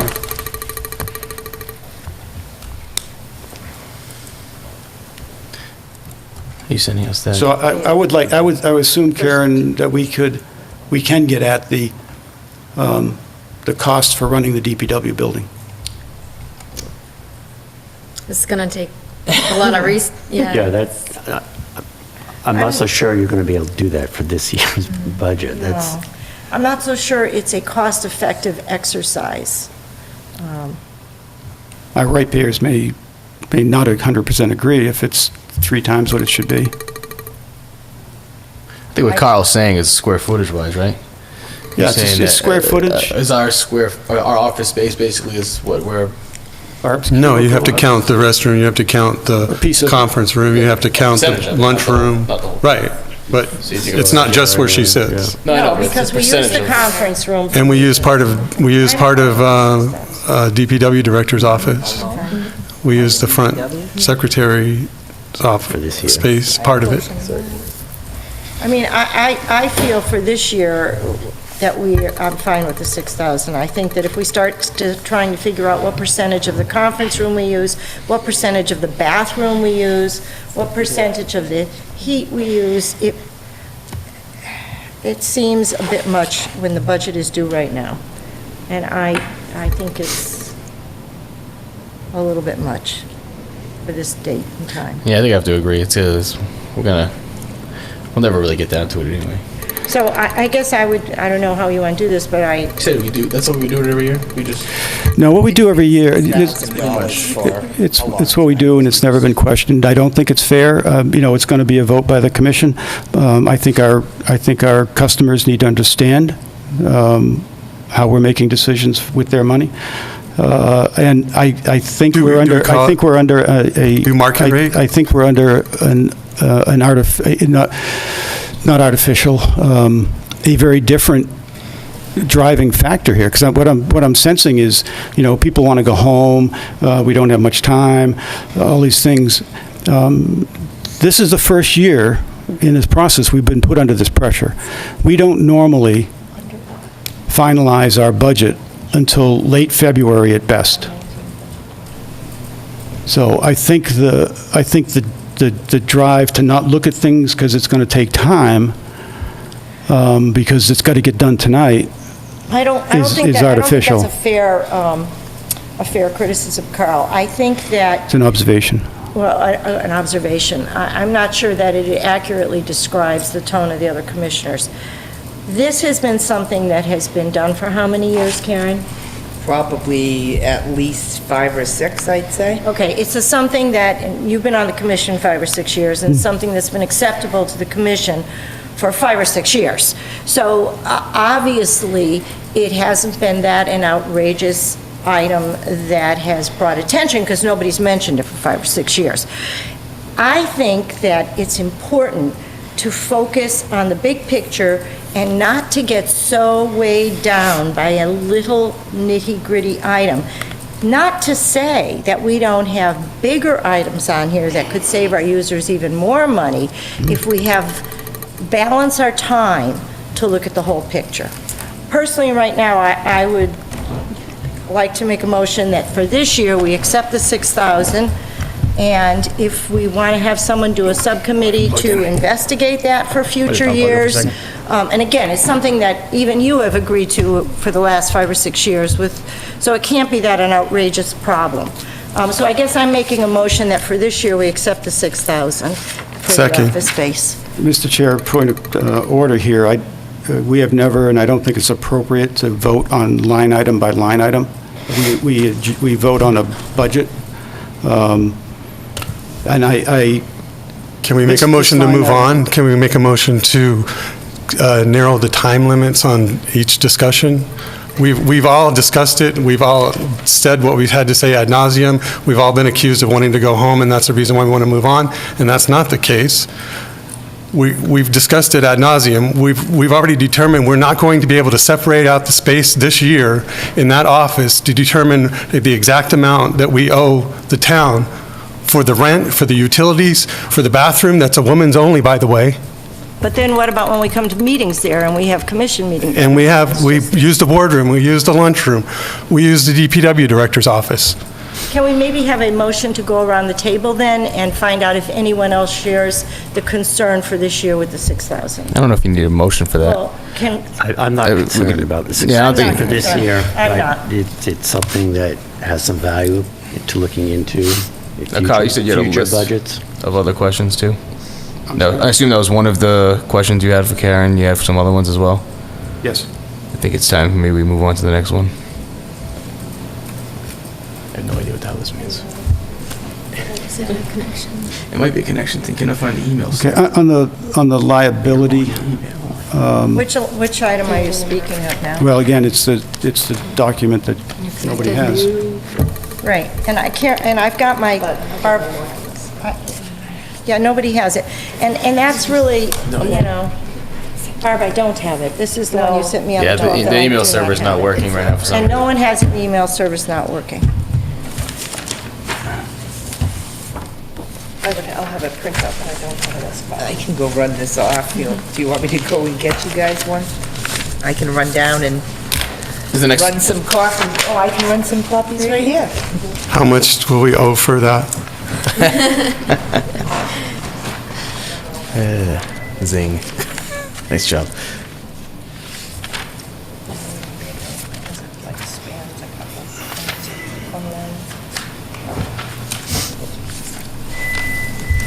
Yep.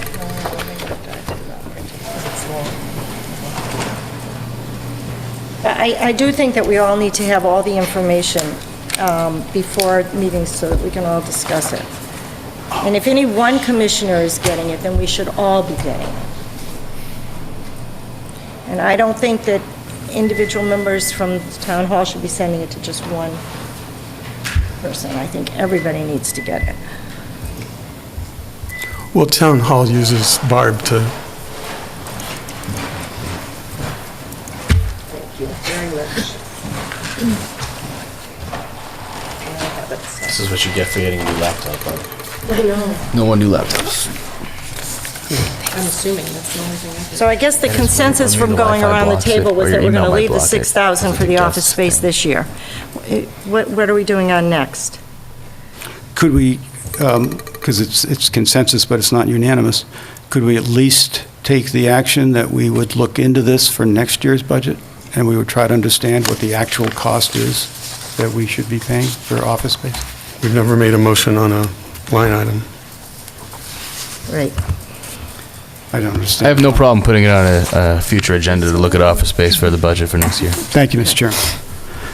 So, Karen, it's a fairly simple question. I think I understand, and this is based on this is the liability insurance claim. It's down on line 24 of the column. I don't, It's got what all, line 24 are we speaking Do you of? want the actual budget or do you want this thing? it's on this thing here. It's that little box down on the left with all the pump stations. I assume these are the original costs of the pump stations?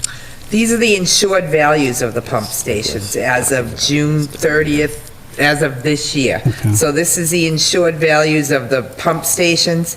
The total insured value of the town is the $117 million figure. Right. So that's just applying your percentage of that total, which is 2.34, and then applying that to the 2019 liability estimate of 232,384.65. Right, good. So it's 2.34% of the total town liability payment. So my two questions are, and maybe you don't know, and that's fine, the values on those pump stations look like the original construction values. So that's I assume we can replicate the pump station for that insured value. That's the intent, is that it's fully insured. And I can check, Yes, and I if would- you look, if you wanted to increase those values, we can talk to the insurance company. Yeah, They mhm. Increase those values. Right. But And if it's, yeah, and it can't, I'm sure it's not more than the replacement cost, or the insurance company wouldn't insure us for that. No. All right, so I'm pretty sure from the looks of the numbers that that's the replacement cost, basically. well, and I thought the insurance company just went around not very long they ago. are supposed to You be said doing that. replacement cost, Carl? Relooking at all the First- values It's of original. our property. That's The second time you said I don't know if that's replacement. occurred, though. So it's original. I don't know which. It looks like the original Okay. to me, but I don't know, it could be a replacement. So I accept those values. The total insured of the town, the 117 million, that's the entire town, or is that excluded of the schools? Are the schools separate from that? Schools is included. It is included. So I'm surprised it's so low, because, I mean, we just paid 70-something million dollars for a school. That's not really to sewer commission, is it? Well, it is, Well, because if you we're take a paying percentage based out on of a percentage. Percentage. So if the town value is less than the replacement cost of the town, then our percentage is not right. Is my concern. The town seems at $117 million when we've got schools that are well excess of that. It doesn't seem like the rest of the town is fully insured the same way that the sewer commission is. We will look at the values each year and we make adjustments if there's changes to buildings, so that should be. And this yeah. actually bumped up a lot because that school, the new school got put on. Yeah. So again, I don't know that we're going to do anything with this. This is the same way it's been, but I'm not sure it passes the fairness test that we're valuing the pump stations the same way the town is valuing the rest of the town. No, I don't think that's true. We're taking the total value and applying your value as a percentage of that total. Yeah, but I'm saying if the pump station value is based on the complete replacement of the pump station, the 100% cost of the replacement of the pump station, and the town is not valuing the rest of the town at the 100% replacement cost of that, then there's an inconsistency in the way the valuations are being How do you know that done. this sewer commission pump station replacement is 100% of the value? I don't know. That was my first question. I had the pleasure this month of reading the Weston Sampson Pump Station Evaluation Report from January 2012. And after I reviewed it, I realized that our pumps have not been evaluated for longevity or replacement costs since 2012, and this doesn't even give you a replacement cost. It simply gives you what existed in 2012. So this number here may be the same deal as with the new schools. It may not be total replacement cost, which is something I wanted to get through later into the budget, that we might want to do a capital funding study where we allocate a small amount of money to get Weston and Sampson, since they did the original study, to come and take this document, it's numbered, all the pump stations, go to each pump station, look at what's in here for each pump station, look at what exists, find out the longevity of each pump, find out how many years they think it will last and what it will cost to replace, so we have some actual data to deal with. I think I agree. but I think what we're doing now is not going to get us there, just talking about it. I think we need to get a line item in the budget to get Weston and Sampson to follow up on the pump station evaluation, to come up with a current document telling us what it would cost to replace each of the pump stations, and the longevity of each generator, and the expected longevity of each pump, so we know what we're dealing with. Until we get that kind of data, I don't really think this discussion is going to go anywhere. Good point that we ought to get that data, we ought to think about this number, but to me, the place to start would be to put a line item in here to get, and it doesn't have to be a ton of money, because we're just asking Weston and Sampson to produce a document, not to fix pumps, to update this Yeah, work that they did, I- to give us the funding we would need. So otherwise, I think it's kind of futile to sit, because we don't know if this is replacement or not. We don't know. And that's my point. So, And that's right. why it's important to go into this level of detail, because during the budget period is the only time that we really can have these kind of discussions and identify what things we should be doing. Right, It may so- not change this number, but it so- has identified, we need to know what the pump station replacement And- cost and- is. right, And I so- don't know that this is it. And I don't, and sitting we- here talking isn't going to get us to that. It's. It could be low, in it which could- case we're it's probably low. underinsured. From the research I did, it's low. But the only way we're going to try and figure that out is to put some money in the budget Probably Susan and you. to get Weston and Okay, Sampson good. Yeah, she to write a proposal. Let's see, I've got my notes here. Well,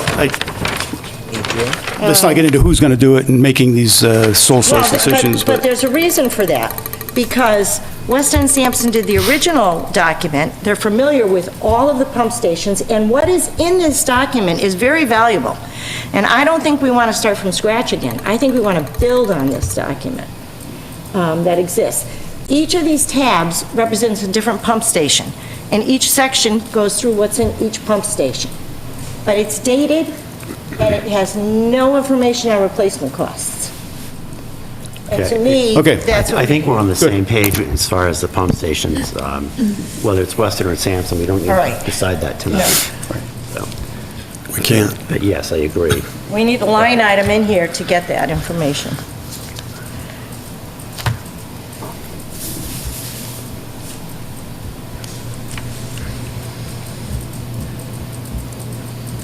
I was waiting. Do you have more specific questions for Karen? the leak we talked about. The only other one, and maybe it doesn't require Karen, I'm just confused between the presentation that you had made on the 5-year plan and the budget. I'm confused at how we are tracking and/or reporting on the capacity stabilization fund. Because the numbers in the plan didn't look familiar. Now, maybe they just added in different ways or something. Are you talking about 3B? I think you just had, For just You the just fiscal had it year kind we of had. as- Barb, is he on the big one now at 3B? Stabilization fund, reserve cap, revenues? It Right. is, it's up in that area. This, oh, Yep, 3B, 3A, and, well, reserve capacity is 3B. Reserve 3B. capacity is 3B under Yep. revenues. Sewer enterprise. Yeah, and there's two lines up there that Capital deal with the reserve fund, and, and Barb, maybe you re-educate me. There's 3B and then there's 9A. 9A, got it. 3B, 9A, Those two okay. talk What's your to question on capacity. those? The stabilization fund is the transfer that, like we did for last year. Karen and I talked about the fund values and transferring, not necessarily into stabilization and then out of retained earnings to operating fund. So if my email would go through, you'd have all my worksheets of different things. Stabilization fund is one of them. I had the FY18 current stabilization fund balance, we've collected this so far, is 3515, and I'm not sure what your 5-year. During the year, that's what we Right, collected. that's this year. The FY18 transfer that was from prior year, revenue was 10,285. And only you and Carl have these No, documents, this correct? is- No, he no, this doesn't. is- You're on this one? This is the, that's usually, those Okay. numbers are all on your sheet Okay. Good. And then, on 3B. current balance, oh, the stabilization fund balance is 3515, and the current revenues to date is 459833, which totaled the 18398. So the, That's different than 9A is what, based on the number of connections we are projecting, how many we may collect reserve capacity funds for. so 3B in the budget column, 18997. I have 18398 on my worksheet. We Oh, have but yeah, this is the original, 18997. this is the original sheet FY19. you sent out, you may have updated it. But it's that number, that's what currently exists in the fund? That's the accumulation of all the time? I don't, It's I don't know current- because I'm not sure Right. what, 3515 was the current stabilization fund. I can send you the 10, balances if you right. want to see what's in 10 each to fund right 85 now. was- Yeah, and then I can do the homework, Yeah. because I'm sure these numbers are right, I just don't know what they represent. Your current year budget. Well, the 10,285 was what we transferred in Oh, 'cause- last yeah. year. So what I'm trying to say is instead of transferring out, losing a year, to transfer it back in the following year, we take what has been unused, which was the 10,285 that we transferred in, But, plus what's in the current fund, which was collected after town meeting, okay, plus what is currently collected, yeah, totals 18 okay. something. But we, I mean, we've never taken money out of the fund. This is capacity. Capacity, we have never used it. We've never used any of it, But so what we've we did accumulated is- no, well, 18,000. We took it out of the fund, though, to Oh. put it into operating for this year, because we thought Highfield might come through, like if Highfield had Okay. happened, we would need those funds. So it is an accumulation of what we have collected for reserve capacity. So that line item 3B 18999 is there representing if we need to start paying Fitchburg, that's the payment. Right. It is It's what not we've necessarily what's collected. in there, but it happens to be also everything we've collected. Okay. Right, and we have not spent, so. And the 9A is what we expect to what we collect this might year. get, We yeah, might get this in year. collection fees, yes. Thank you. Okay. So now, I don't know, and I won't take your time up, how I go back and get those to tie out to your sheet, because in your sheet, going out 5 years, it was like 3,000 every year, and it was funny. Well, and I think when Heather Oh, put you're the talking five-year five-year forecast. forecast together, she just, as far as those funds go, she left them the way that they were in 2018 and just One of the carried number them Carried out. out. Because it's a revenue source on one side and a transfer to the stabilization fund on the other, so the net effect was zero. Okay. But, I mean, that's not It washes in necessarily that what's... sheet. That's why I And wasn't that worried. was but- one of my slides. It was, the enterprise fund was captured in the bottom line for your total expenditures and revenues, but it's a complete offset. Expenditures and receipts equal each other for the 5-year forecast. So in that, okay. I think have to go back and look, but I think I understand. Makes sense. Okay. That was all I had there, Mr. Chairman. I appreciate your help, Karen. No problem.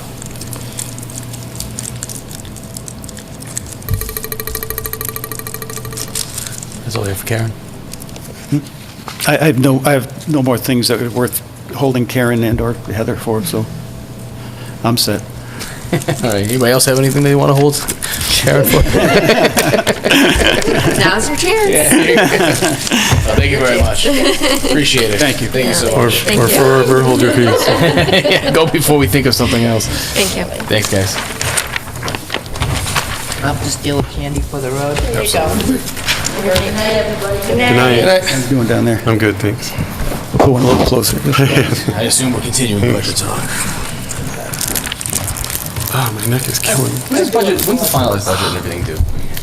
Heather, I need ibuprofen. No, I need a she Acetamin. wanted it, that's only one question we could have asked. Yeah, and I saw. 'Cause we need to push that button. To present to FinCom by the 9th. February? Can Yes. we, So we don't have enough can you, for the- because we should talk about this, because this deadline is Yeah, so tonight's the only night we have not doable, doesn't make sense, doesn't produce value. And it, Mr. Chairman, can I make a suggestion while we're waiting, if we could maybe address the minutes, because we're up against an open meeting law on the minutes, and if they're approvable quickly, we might be able to get that done. And I really would like to see us address 380 Electric Ave as well. Where's minutes? Hold on one sec. Never mind. Would have never happened that fast. All right, what was, Go, Carl. well, I can't, it just, every year, you see where we are, we haven't even gotten to line item 1 on the budget, and there's an awful lot of discussion, and it's very valuable discussion, because it really brings up issues that, maybe should have been addressed all year, but we're where we are. You know the way it goes, right? The minute you look at something, and we need to do some planning, so we're going to be ending up doing planning. That hasn't quite been done yet, as best we can.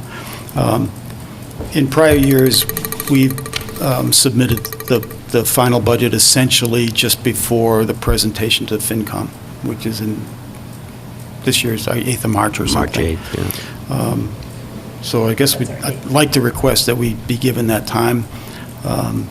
If there's something, that that you need? I guess, what drives a need before that? Because we're neutral to the town. We don't really affect the town's Well, budget.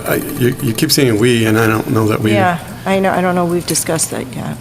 I didn't say we discussed that. I said, we're neutral to the town. The enterprise fund is We're neutral- asking for an extension, is and neutral to we're, the town. I don't know that we are. I'm not so- asking for an extension. Okay. I'm trying to... I'm just trying to clarify the conversation. My question was, Okay. it wasn't a request or anything else. My question was, what is driving the need to have this before? To keep all departments on the same schedule. I think it's, it's a budget presentation on the entire budget, town budget. It's not just exclusive of enterprise. So, and I think it's a preliminary look at before you actually come in and do your detailed budget to the finance committee. So that's my thought. If you're not able to meet that deadline, we can work around it this year. I would hope in the future that you would try to meet that same schedule as everyone else. So could we present an estimate, and then, things might I think change that's fair. before March? Yeah. We can present it as best we...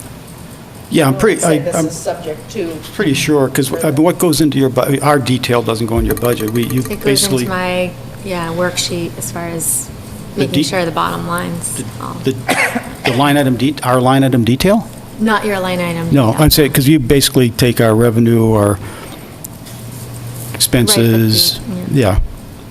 The So we indirect could, costs, those play into the budget. I'm sorry. Indirect costs, those play into the budget. We have the debt schedule, so that's a known number. Right. And we take indirect costs from you, so Mm-hmm. that would be... It's not going to change from what you give us. No, so.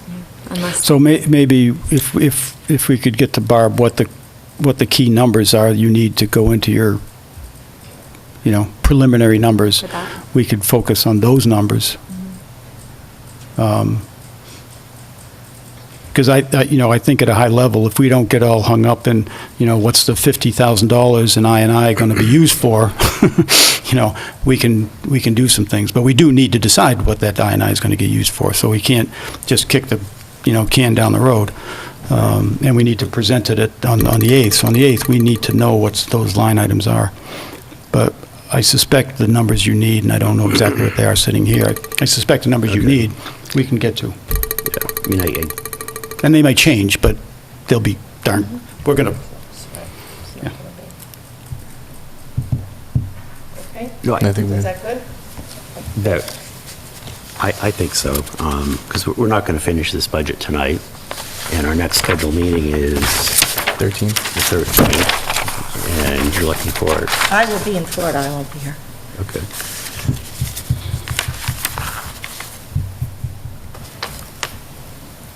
Okay, So if we could, when is your presentation, Heather? the 15th.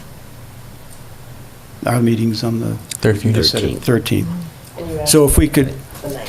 so we'll do what we can in general tonight, and then if we could, I would suggest if you and Barb could decide what those key numbers are, she can communicate that to us during the period, and then at our meeting on the 13th, hopefully we could tie those numbers down with pretty good certainty. I think that would be a reasonable goal, and then tie down all our detail line items. When's our last meeting before the presentation? Then we have another one, the 27th of February. So we'll have 2 more meetings before the presentation. So we should be able to, because I think is a reasonable thing, is try to have our detail and voted on. There's a sounds like saying probably in a court, week, asked and maybe. answered. Maybe a week before the presentation. Right. Because one thing I'd like to suggest to the commission is that we set a goal to get our budget to the finance committee and Heather, the one that we approve, in advance of their meeting, so they actually have a chance to review it for once. Okay. But, so just get you our best numbers we can. I'll work with you. Great, thank you, Heather.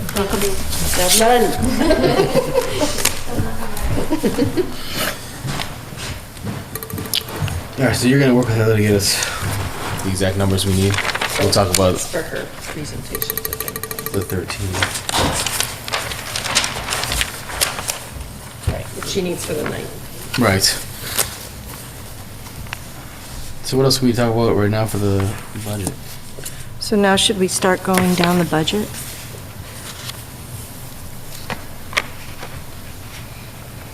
Well, has I everyone? have some concerns on the budget. Yeah, I was gonna ask. Has everyone looked at the budget and has questions and concerns and things like that, or?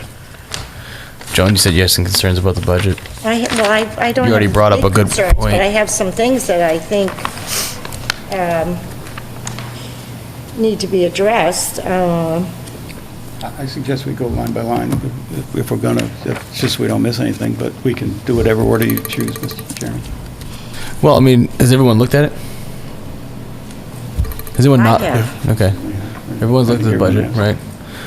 And if we go line by line, well, I guess my question really is if we have specific questions or concerns that Joan has right now, we should probably talk about those. And then if no one else has any questions or concerns about it, that makes me think that Right, they've we don't reviewed it and need- they don't need to go Right, we line don't by need line to. because we already looked I at have a it. ton. Oh, well, I just asked 2 good questions. You didn't say anything. I was actually really surprised when I said who has questions. You didn't pipe up. It's assumed, isn't it? Yeah, I did assume. I was very happy. Be worried if I don't. All right. So, Joan, let's go. Let's first just start with Joan's. Sure, yeah, maybe refresh mine. We're on here, Barb, would we have money for things like a capital reserve study, a capital fund study, where we put aside some money to hire an engineering company to come in, look at this document and update it. The document is old and the document does not contain any monetary values. Is that It in says, engineering what is this? services? Under engineering services. Under engineering services, there's 10,000, general consulting services. Okay. Page Which 2. line is that? 5. And as of right now, that is just a general fund Right. that we can use for things like this because we don't have any plans for it right now. Can I ask a couple of questions about that? Of course you can. So we had the people in earlier tonight, and we're going to do some studies on maybe that road to find out whether or not we're going to include it in the sewer district. Does that come out of this 10,000? Then is that enough? Because I really believe that we have a fiduciary responsibility to the users to develop a capital fund, a planned capital fund, where we know the longevity of each, the expected longevity of each pump and generator, and we plan accordingly to save money to buy them when they run out. Just like if you're going to buy a car, you don't start planning the day before the car dies to make a fund to replace that automobile. We need to know how long these pumps are going to last, not only pumps, generators, how long they're going to last. I did speak to Jack because I wanted to make sure I understood everything in this document. This is the only document we have which reviews the pump stations at all. There is no other document. And this document does not include longevity of generators or pumps. And this document is old. That 10,000 is not going to be enough if we are going to study putting new areas into the sewer district, and we're going to have some engineering review for capital planning. We need to have expert advice on what amounts of money we're going to need in how many years for replacement of generators and pumps. Historically, how much have we had on that line? I think 10 is It is usually pretty usual. Have we done studies, a lot of different types of studies and things like that? Well, maybe, At 10? maybe we should try to come up with a list of things as best we know it now that are We already have in 2. there. So this is one. What would you call it? What do you call this? Capital planning Capital plan funding study study? Okay. In other So words- so let's say that's one. that has life expectancy of Yeah, equipment I understand. I and understand. replacment costs. So And then we said we're going to put a new area, we're going to study the Put something in, Tillerson Road Tilton area. Ave, yeah. Tilton Ave, okay. But that's only two we know about. I'm sure we'll have engineering I'm trying to- studies for that's other what I'm trying to things. do here. I&I That's just- engineering that's what I studies, do do we here. have, or do We those have go on I&I I&I? separate. We have I&I, so that would be in there. You know, that, whatever that Right. ends up being would be part of that, and then we prioritize.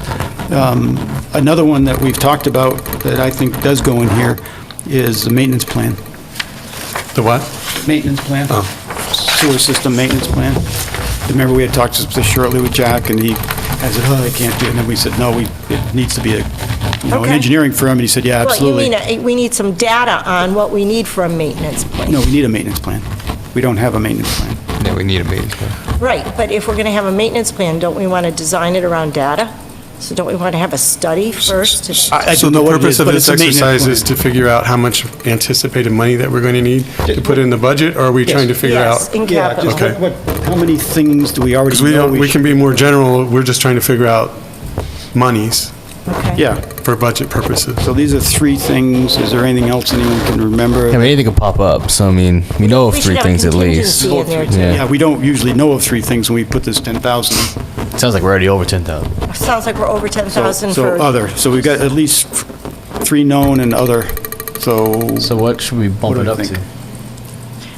I think we should bump it up to 20. Yeah, I was Because gonna if say we're we should probably looking double to it. put in a new area, we're going to have all kinds of studies. I'm good with 20. Okay, is everybody good with 20? Yeah. Okay, let's bump that up to 20. Hey, Joan. What else you got? Okay, the other thing that is of grave concern to me are the irrigation meters. And it's interesting that we have people coming in, making appointments to come in, constantly talking about this. The irrigation meters are antiquated at best. The technology has improved dramatically since they were put in. People can't get the model that we are recommending. I know even John is having trouble with his sending the information out. John might have tampered with his. Yeah. We don't know. I would like to see us upgrade this. Did we and- talk about that last year?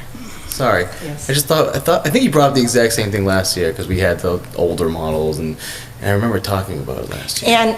And I would like to see us actually hire a plumber that we can recommend to people, not pay for the individual people, but get a program, I should say, get a program, get extra irrigation meters in-house that we can actually sell to people. They pay us, they want the irrigation meter. We have to be more user-friendly with this. I think that Jack is on that thing. Where would you suggest, or what would you suggest where in the budget that we would, and how much would we allocate? Right, and it's in here already. I actually have proposed or talked with Jack about monies in the current year going towards the initial investment, and then in FY19 going for the actual. What line item is it? It's in here under, again, purchase of service infrastructure, 1C. 1C. Now, this is just, this is a It's another shot in the 10K? dark.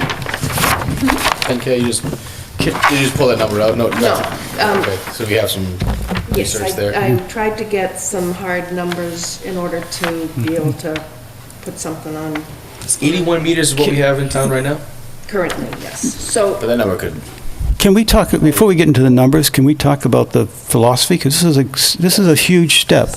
Because right now, we have a very clear, clean line that if people have a situation that they feel is worth putting a meter in, they can put a meter in, and then we manage their billing. There are 81 people out there who've done that, all right? They are responsible for the meters, all right? I'm not sure what problem we're trying to solve here. Let's look So, up. go ahead. it is becoming critical. The meters that we require from past to present are antiquated and becoming obsolete and harder to find because they are manual. Okay. And the problem with not being able to just, okay, well, let's start using updated meters, is that they are either radio read or read via the cloud. So it is an investment that I'm hoping that we could. So that's one, I think there's a whole list of problems, and we should talk about it as we go through. That's one. I know you got some other ones. Yeah, we have- But that one, you know, I That one would to- like to hear Barb out. Really, Carl, I'd like to hear Barb out, and then we can go back and see them. it's hard to go back when you... Just take notes. Barb, do you mind going through each one individually? Do you mind discussing each one individually? Because it's... What, each line item? or- No, each problem we're trying to solve. Yeah, she is. Let her. So the first one's an obsolescence issue. Okay, let's go number 2. They're hard to find, they're hard to read, they break often. And the cost, I think, of mine, the time that it takes, the decimal points can be off, so I'm always doing studies as to history and where we're at, and they're just difficult. There's nothing cut and dry about it. It's almost a subjective read in some ways. But just the fact that they're getting harder to read, getting harder to purchase. No one sells them anymore, and what we're getting is inadequate. So I'm trying, what I would like to do is get up to date with our current meters. So what I'm hearing is one problem is that the meters, and seeing in other things you didn't said in your emails, the meters are becoming unreliable, which is causing extra work with additional reads. It's causing you extra work because there's offsets when you go to do the billing, people, you know, okay. So there's a meter reliability issue. There's also an unavailability issue in buying new ones of this antiquated thing that we specified, right? So of those two things, I don't see how those two things drive us to be going into the meter business.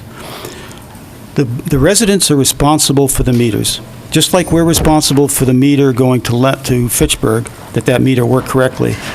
The residents should be, if their meter's not working correctly, it's their responsibility to get it working correctly, right? And if they need to replace it because it's just not maintainable anymore, then they need to replace it. But how can they replace it if it's obsolete? Right, exactly. So the solution to that is not go buy a bunch of meters. The solution to that is change our policy and do the I work agree that with Barb Carl. is saying, specify a current state-of-the-technology meter that is required going forward, So then you have two ways of reading meters. until the other ones just Phase out. But But- the other but- issue but- is that those new meters either need a mobile unit where someone's driving around and taking it, Yeah, or they're going to be read from, but that's a decision, that's a policy decision, which one we pick and what strategy we take. That will cost money. And that'll tax money. So that money, I agree, but this money is to So maybe we replace should take- 81 meters. So take that 10,000 and put it back into that capital fund. One of the things that I got from MMA was I talked to somebody that said, and could be off on this, but the water district is in the same or similar situation, and that they're looking at different technology and they're sharing that information with you. Am I on the right page with that? they have decided not to do anything. As far as I know, the latest I've heard, that they were staying status quo.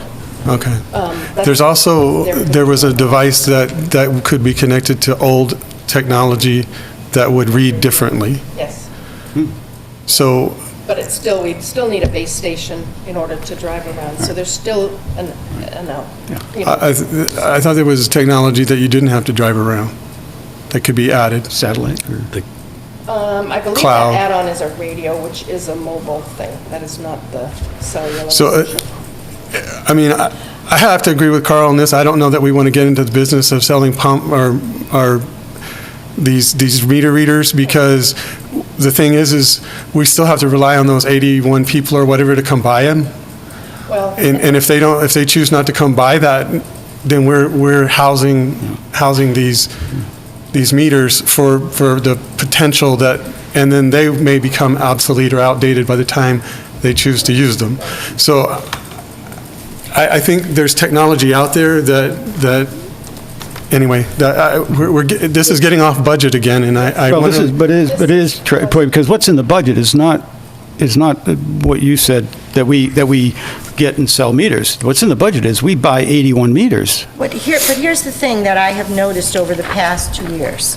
We have had many people come in and say, well, I'm using this water for something else, and I don't know about meters, and I don't know how to get meters, and I don't know, and I think it's also important to be user-friendly to our customers, and not to make things so cumbersome Right. for our users, that it becomes difficult for the average person to go out there and figure out how to make it work. Right, no, our And policy that's- should be clear. But that's what I've been hearing. I've been Okay. hearing that from people coming in and talking to us, that the meters are obsolete and they don't know where to get them and they can't find the plumber and they don't know what to do. And so I think I what agree. we need to put something in here, We need to fix that. We need to fix that, but, We need to determine how we want to be reading meters. yes.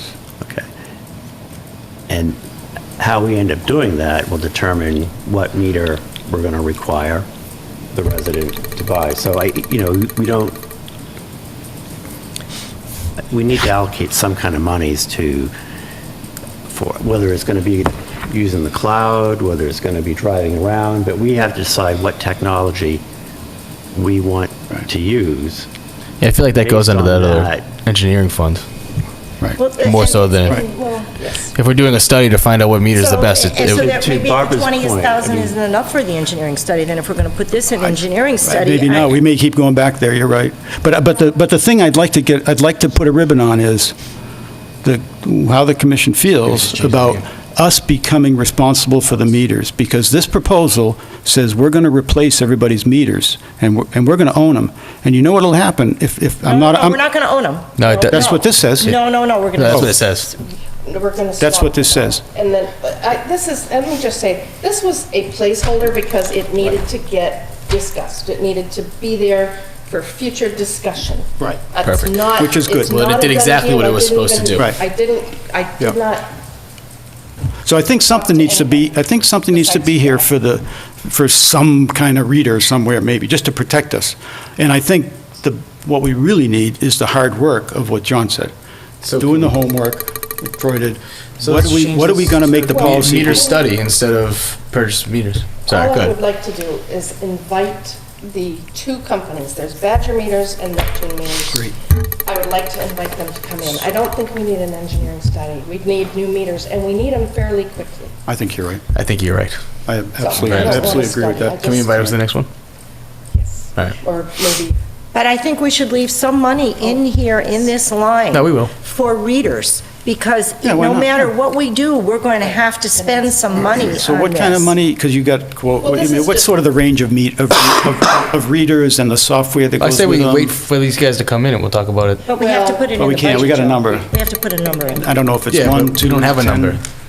We don't know the Well, number. we can, Well, we can take it offline, because Barb's got a lot of, that's what overwhelmed me when I look at the package. Right. There's a lot of information there on readers.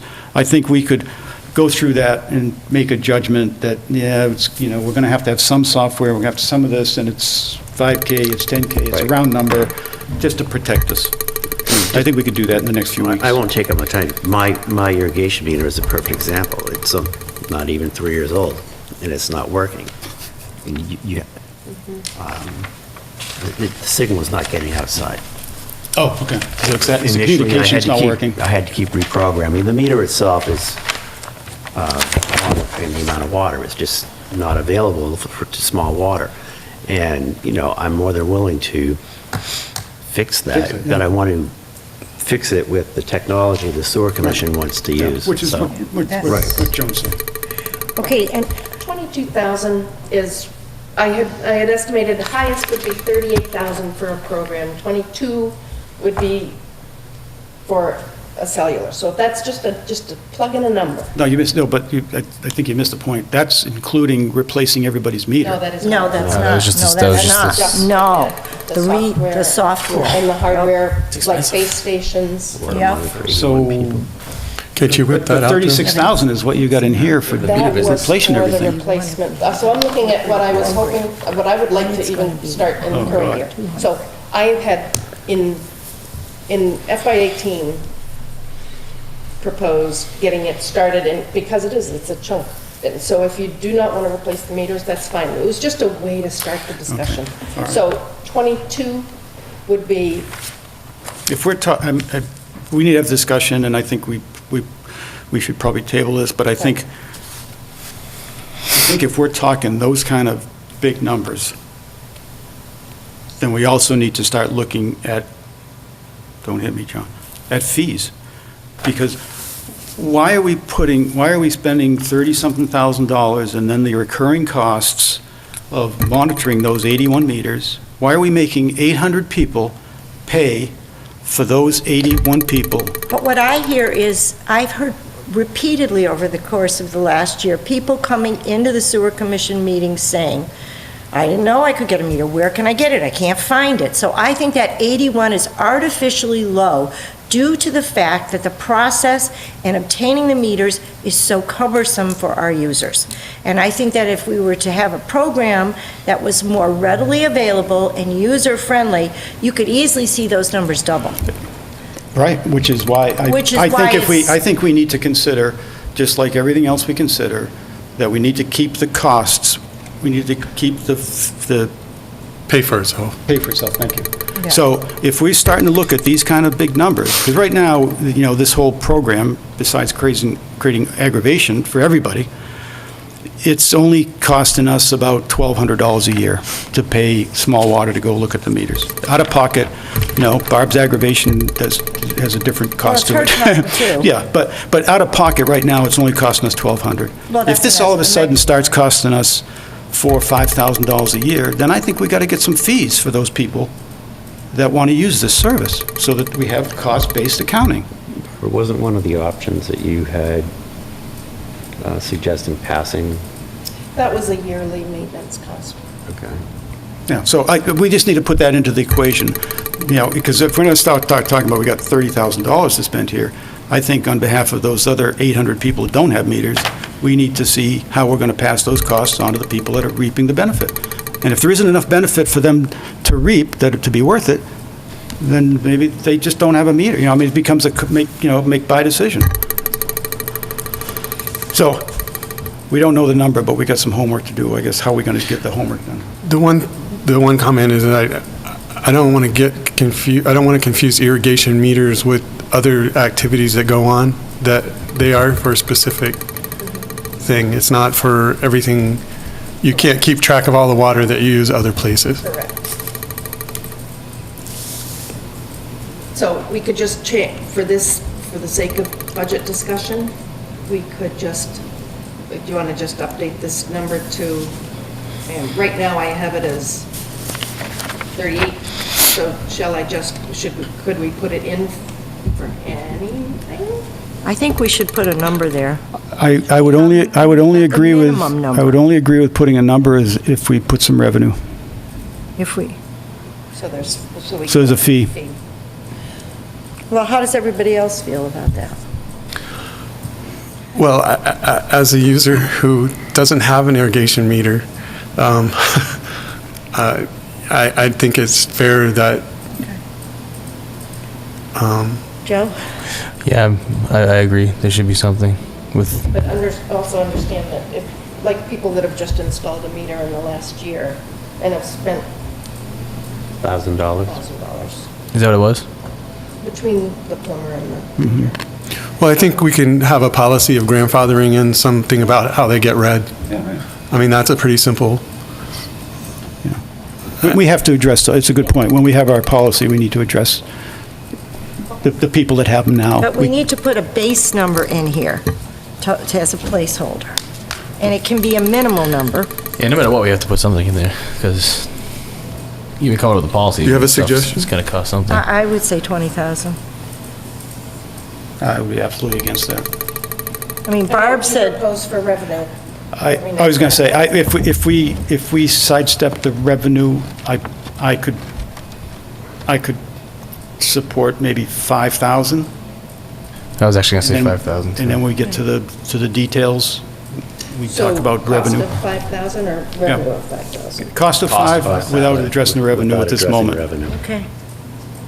But you're not going to get anything No, I know for that's... new, for Well, a new then program. make it 0, and we'll talk about it later. We're not going to make it 20. I would Okay. not support 20,000 on that line. All right, Carl... For something we don't know. Troy, what would you support without revenue? so that we can look into this and get. I don't know where,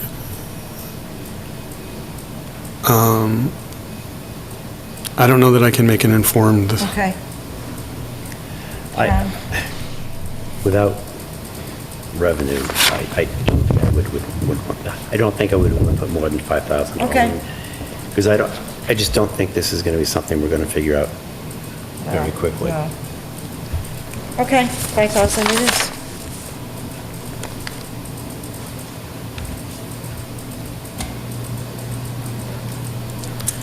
it keeps the line in there. Something out there, if it was 20,000. $5,000 And you collect that placeholder. fee yearly of so much a year, there, you would get your money back. You would put it out for the program. Well, maybe it's Get a it. down payment on something that can, I don't know if we finance things or not, or capital, that those fees pay for that So start. capital. But that's beyond budget, so.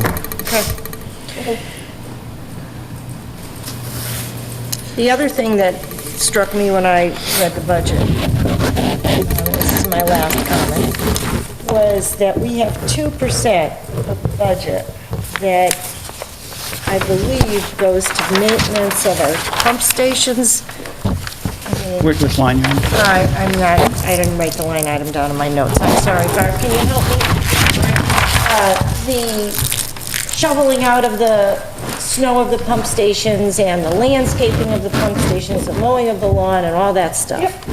We have a line under payroll for DPW overtime. That's when, Which number is that, please? I got payroll. there is no, it's under payroll, it's the last number, DPW labor. Okay, I think that is an underestimate of what the DPW does at our pump stations. And I just think that we should be aware that that's, what do you think, Barb? That's from Jack. It's a place, again, it's kind of a placeholder. They do a lot. I know they do. And don't necessarily pass along the expense. We are also proposing in this budget to carry the sewer tech, I have Karen's numbers at 2% of his pay. Eventually, that could be up. So That's we have- Jimmy. Jim? Right, for Jimmy. Yeah. And that's to do the inspections, to deal with blockages that and Cameron and the line, he's just, And I think that's under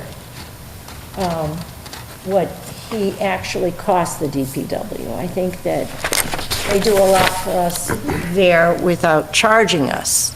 Jackie was the number? Jack gave us the number. Yeah, I know, but he also told me that it's under. Karen, yeah, and I had He asked showed, for, well, he showed me some stuff too that I would say hours that Did were you getting. talk to Jack about the budget? I saw him, I just asked him about a couple of questions there. What was the meaning of some of these terms? And where'd they come from, because informed observation, where does this mean? It says, Barb said, it's kind of vague there. Did he have a What is it? recommendation? I just think we should be aware, I don't think we need to change it this year, but I think we should be aware that it's low. And that it, I don't know that it's low, because we've got it in two places now, which was one of my concerns. I think we've got it in one too many places. Because we now have it under payroll for $3,000, and we have it under transfers and indirect for $30-something hundred. the one on payroll is outside of normal hours when he needs snow removal or even the raking during the fall. So that's been used, almost contract labor type of service, whereas the one under indirect cost is payroll for the technician that is kind of, he's on call for us. But I don't know, yes, I think, you should try to keep all your eggs in one basket. I don't think having DPW labor in two places is wise. I think it should all be in the DPW labor. Are you talking about the Transfers. second from the bottom line? He's going DPW. into indirect costs, that worksheet that Karen gave you. If you look at the Karen worksheet, we're paying for another DPW guy over there. Well, but I'm looking at the second line from the bottom, Carl, on the budget worksheet. DPW overtime labor, pump stations, raking, cleanup, shoveling snow, trash, In the okay? yellow, in the In description. the yellow. She's looking in the yellow. So then what's the DPW labor pump stations in the white? The white is the 3,000 proposed, that's just the description of, So is the yellow just the description of the white? Description of the Yeah. line, yes. yeah. Yeah. But under the indirect charges, we get another DPW guy. But the indirect charge is not on this. Yes, it is. Which I'm, It's Karen's. no, Barbara's telling me it's not on this. It's It- part of indirect costs. which it is gets for into the line item what we called do as a indirect costs. Budget transfer, the town, that's what Karen was just talking about, the town costs. So we don't have any breakdown on that one. Yeah, we do. This one here. Yeah, it's in here. We're talking, starts with fringe benefits and goes all the way down, Yeah. Right. 76,628. I had asked at one point for 5%, which was, because I think that's more realistic as far as Jimmy's time, that 1/20th of his time is spent somewhat sewer related.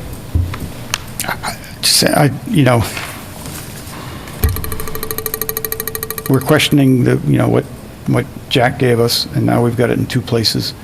I think it's actually double, but I certainly wouldn't look at reducing any of it. I mean, we haven't even spent any of it to date. We're There's been on, nothing spent to date on Carl, that where line. on here is the second? Right, it says um, that it has been. All right,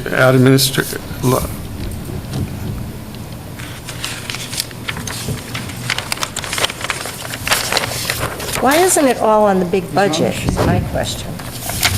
I don't know. This is what she's talking about, indirect costs. The one that Karen gave us. I'm not finding it on the sheet either. Okay, so we don't have it on But I know it's Karen's. here. It's in the indirect, I guarantee It's in that. Karen's indirect. But this is only one. Indirect says fringe benefits, DPW salary, 2% facility Here's Jimmy manager. Grove, but it goes over to the totals, and then they're carried down here. So these are the totals of all the indirect costs. Yeah, okay, thank you, Barb. And then it's brought down here, yes. Down where? Sorry. In the middle of the paper, right Yeah, I here. saw that. These things across the top Okay. are total down 37,000. here. Oh, okay. In that 37 is. So Jimmy's the 2%? Jimmy. So he's a 2% guy, which is not this 3,000 that's over here. Right. That was,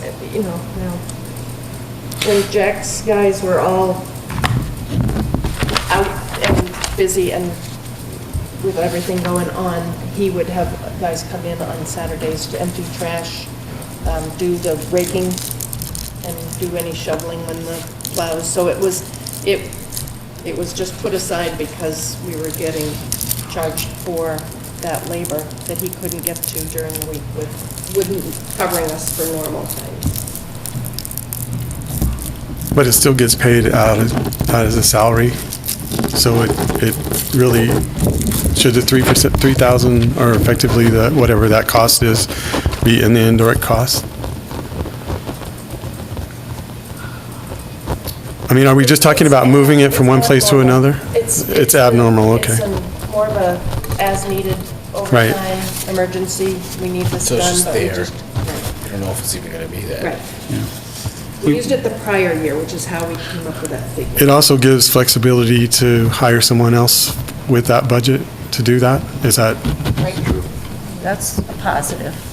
So Joan, your concern was increasing that $3,000 I was line item. concerned that we pay attention to that this year, mark it and know that it might be low. Again, maybe it's not low, it might be low, and if it is, we need to pay attention before we start this process next year. Okay. That's good, we should do that. We will. Is that what else do you have? Well, do I dare mention this one? Sure. If you have the concern. Billing, outsourcing billing. oh, yeah. I'm Barb not says she sh- loves billing, she doesn't want to do anything. Well, I'm not sure that we have sufficient data to be, is that in this budget, Barbara, of the billing? Billing outsourcing? Yep, I think I saw it. Yeah, It's right above irrigation. It's only 15,000. Did you say irrigation? And how did we come up with that 10,000? I mean, I assume this is from, you guys had all those meetings and things like that. This is based off the meetings you guys were having about outsourcing, Bill? Yeah, it's 5A, Barbara, where is it again? or no, I'm sorry, where is it? 3B, 3D? 3D. 3D. Pursuing outsourcing. Line there it is. 70, Yeah, in the yellow. I mean, No, it's not yellow.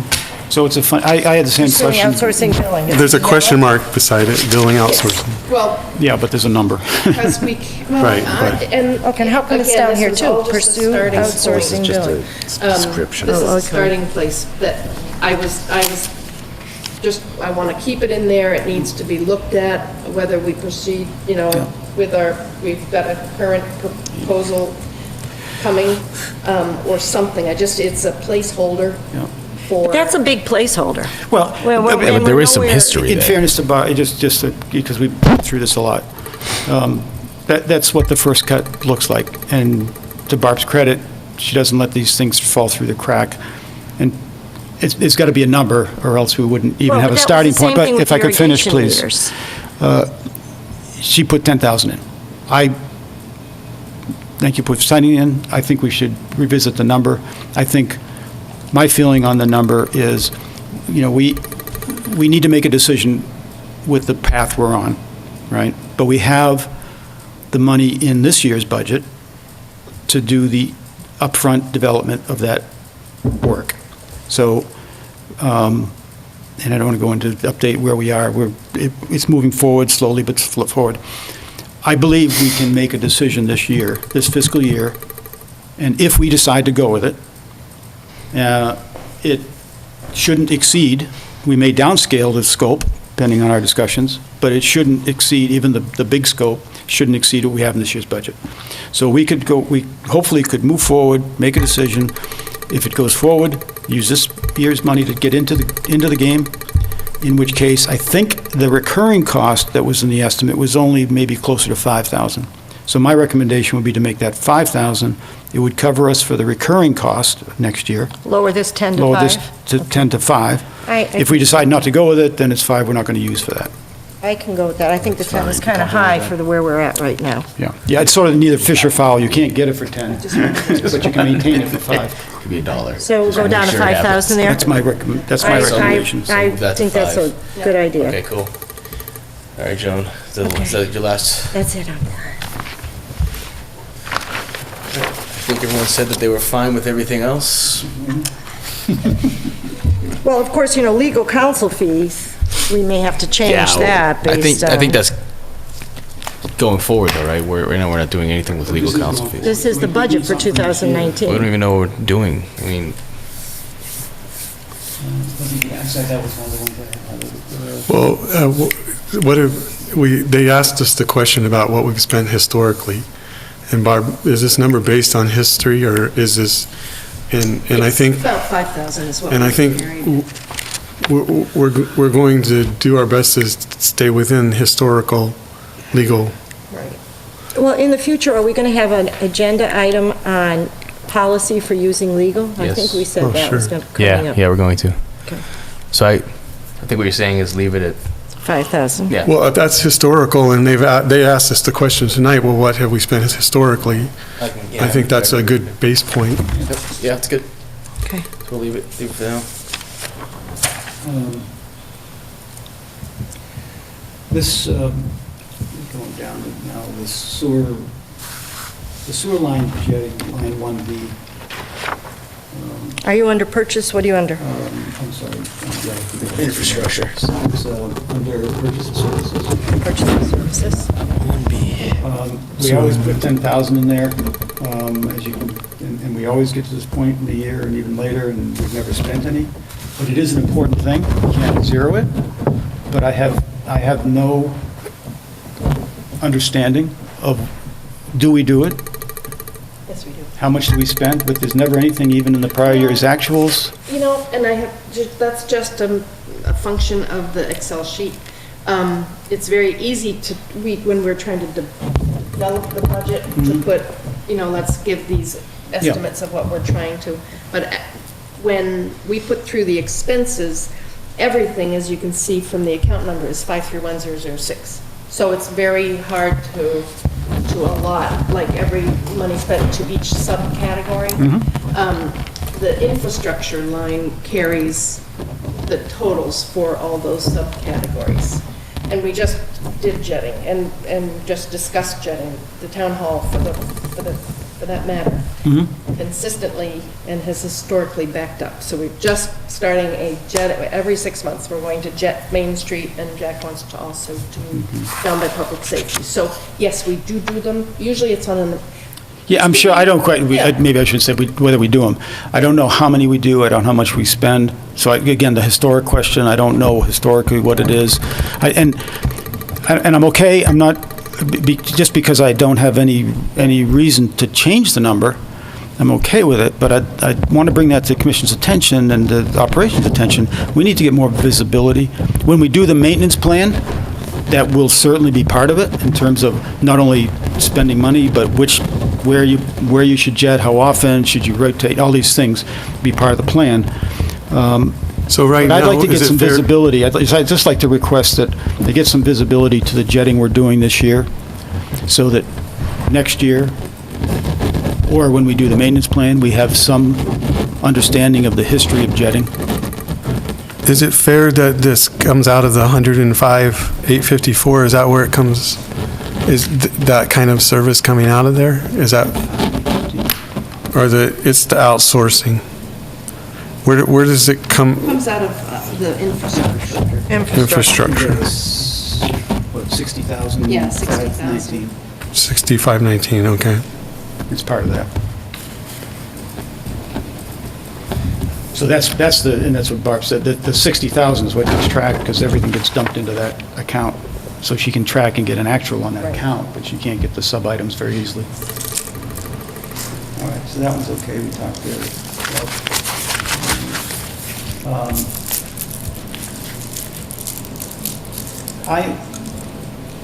As you all know, we got to keep keeping our heads as we go through here.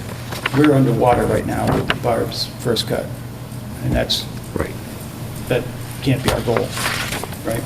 So one of the areas, which is my favorite area, of money, but it's a huge number, is I-9 remediation, $50,000. Now, we can absolutely spend it. We're struggling to spend it, this year, because we're just not getting things moving quick enough. However, I think if we could actually spend more this year and reduce next year, so that net we will end up in about the same place. I believe we have money this year, as Barb shows, we've got money in this year's accounts. If we could move a little quicker, make some decisions, we could spend more this year in I&I, and I think we could reduce this 50 down as much as $20,000 and spend $20,000 this year, that if we're not careful, we won't spend, and it'll get dumped back into. Do you want to move this 50 to 20? That's my recommendation. It's a challenge. We can't just do that, and then we need to make some internal commitment to get things done this year. And for instance, Barbie, correct me if I'm wrong, a couple of things that were on the table were pretty substantial things, right? I believe as long as we can get the quotes, do the homework, make the decisions, get the orders placed, we can encumber it against this year and do the work next year. It's not like we have to do all this work this year, but we've got to make the decision and get the commitments made this year. So I believe we could easily we could get another 20,000 done, committed this year, and end up doing $50,000 worth the next year, even without this 20. This has been a topic that we have really debated a lot, I. We have debated how to approach it, we have debated who should do it, how it should be done, and there has been difference of opinion on sequencing of events, which thing should come first, which thing should come second, and I don't want to put us in a position where we're saying, all right, we're just going to give in and do it so-and-so's way because we have to do it because the money's going to run out at the end of this year. I want to make sure that it's been a thoughtful process, everybody has had an opportunity to have input into the process, and we're not setting ourselves up for a situation that is just hurry up and get it done, because we're going to lose the money. Oh, I agree, couldn't agree more. So I'm a little bit leery of putting us in that position, because as you said, we've struggled with this as a commission. We have various different opinions on it, and I've seen people put in that kind of a stress position before, and they just go ahead, do what you want, because they have to get the money spent, and wasn't Yeah. a thoughtful Right, and I hate that, yeah. process. I agree with you. So, I don't know, I really feel that I&I is probably something that is extremely important, it absolutely is. because the water, there's environmental issues as well as, issues to our users in cost for water that I we're agree. processing, that we're getting charged to process, that no one's using, that's coming in through the cracks or the leaks or wherever it's coming in. Right.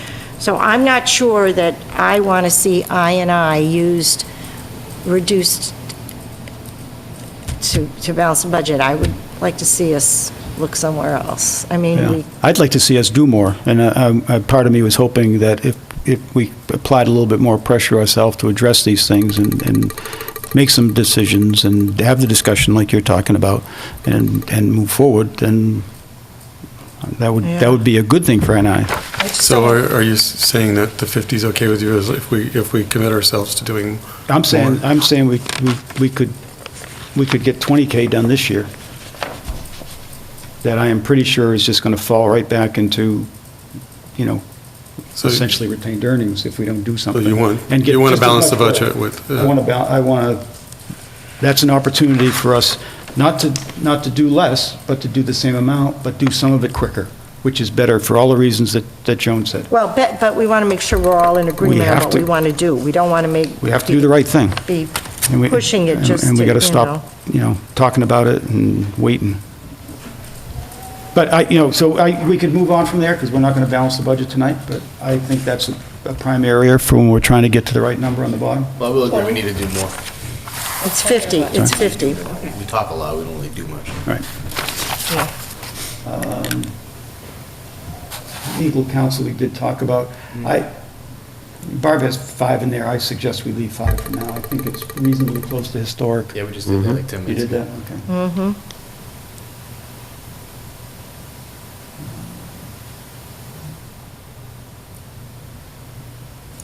Oh, this is a good one, I think, unless my math is wrong. Fitchburg user, Where are we? miscellaneous Fitchburg usage. Okay.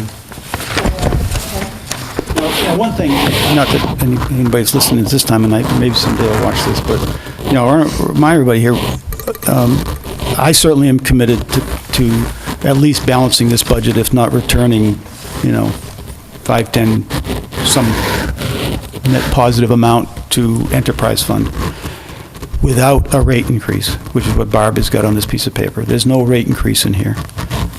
But there is a significant protection against a rate increase from Fitchburg. So I think the 30% rate increase from Fitchburg is in here, okay?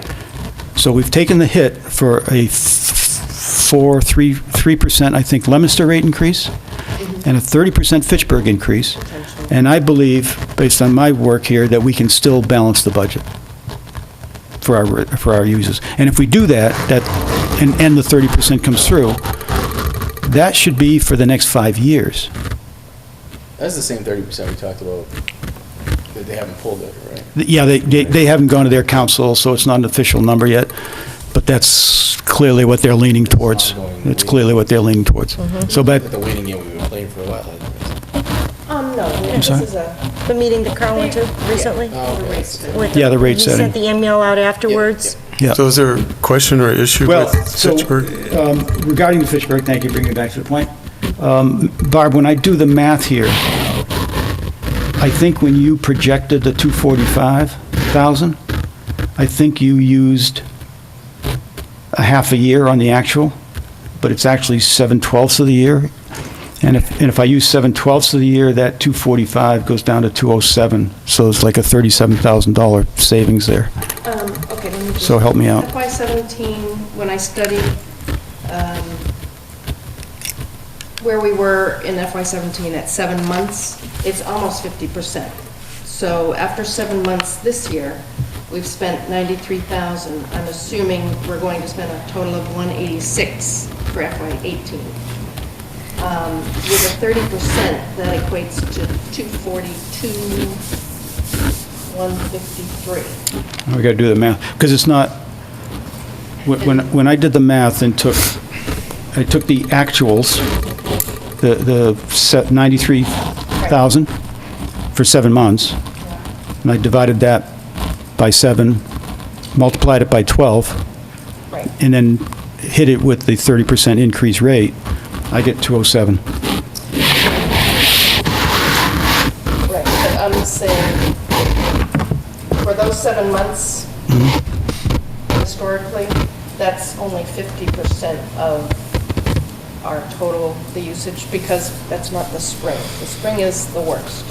That's when our usage is still up.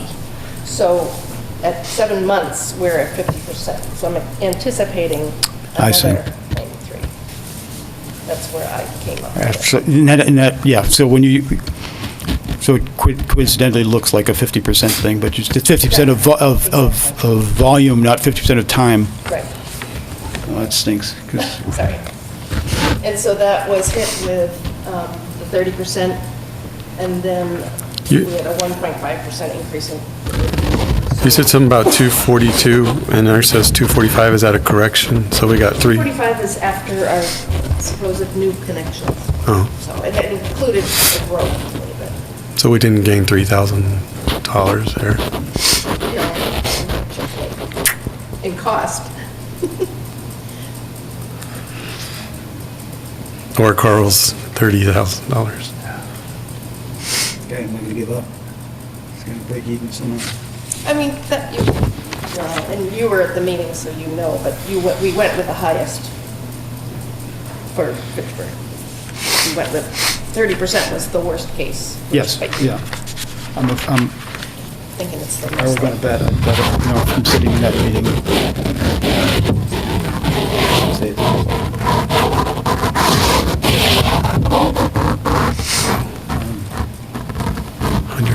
$119,000 increase.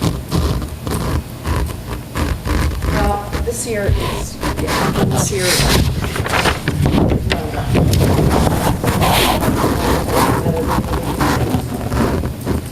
On FY '18.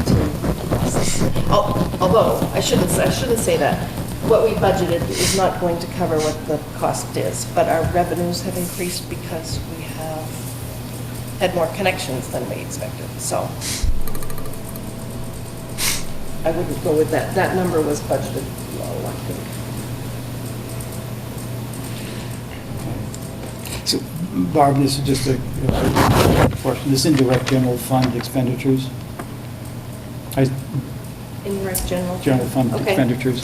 Yep. I assume if I total up Karen's indirect, everything has sort of been just parceled out here. Is that correct? Yes, that's, yeah, the Because general fund transfer. I thought it was on Those here. are all That the technician we were numbers. talking about is on Yep. here. It's the $3,200. Yep.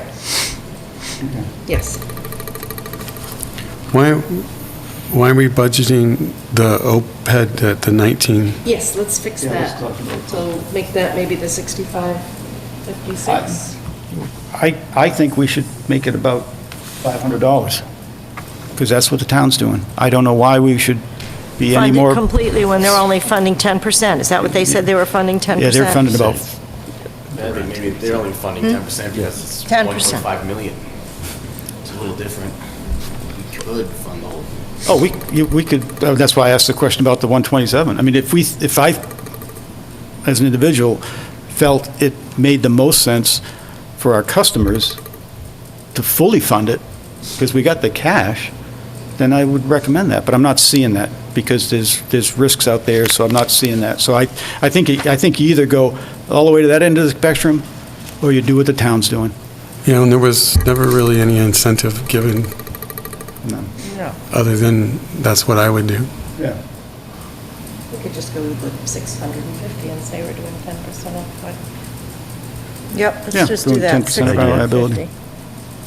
655. So that saves, That saves almost $20,000, about $19,000. Exactly 10%. Whatever the math is. 656. There you go. Okay. No, it was 19,000. 720. And that's a good, and I'll say, that's interesting, maybe if you went through the math, it just works out. But if you take the number of employees that the town is dealing with, which is roughly 500,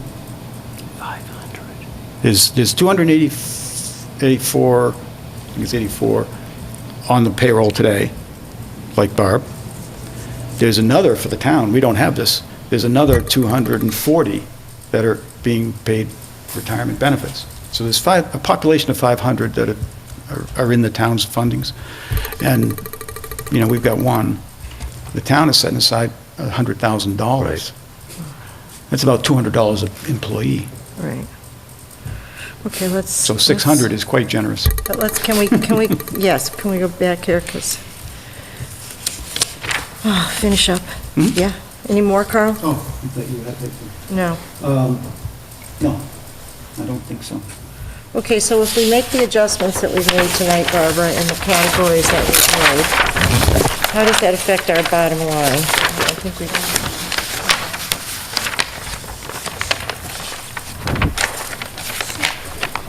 One quick, I couldn't find that. She's looking at something.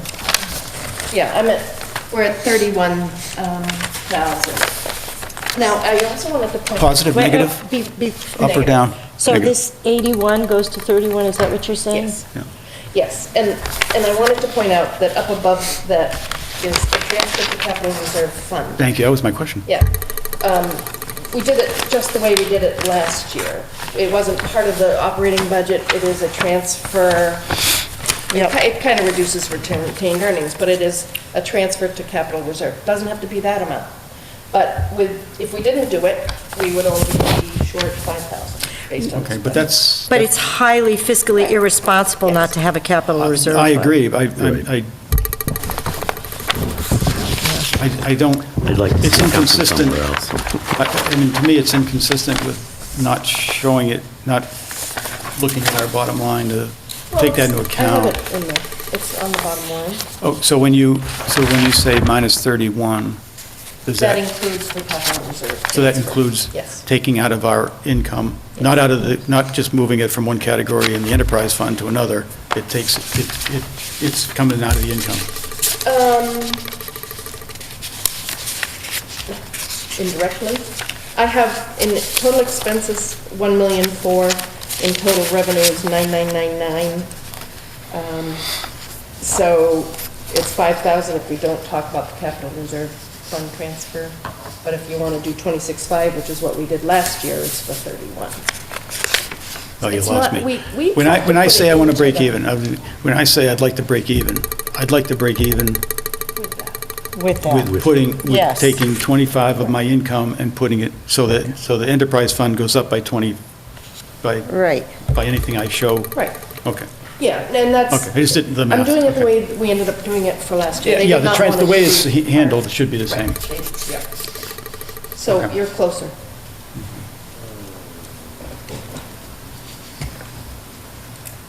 I got nothing else, so, No, I have nothing else either. I mean, and I went through this, I asked questions where I didn't understand, so that I knew what each category represented. And I did go through this.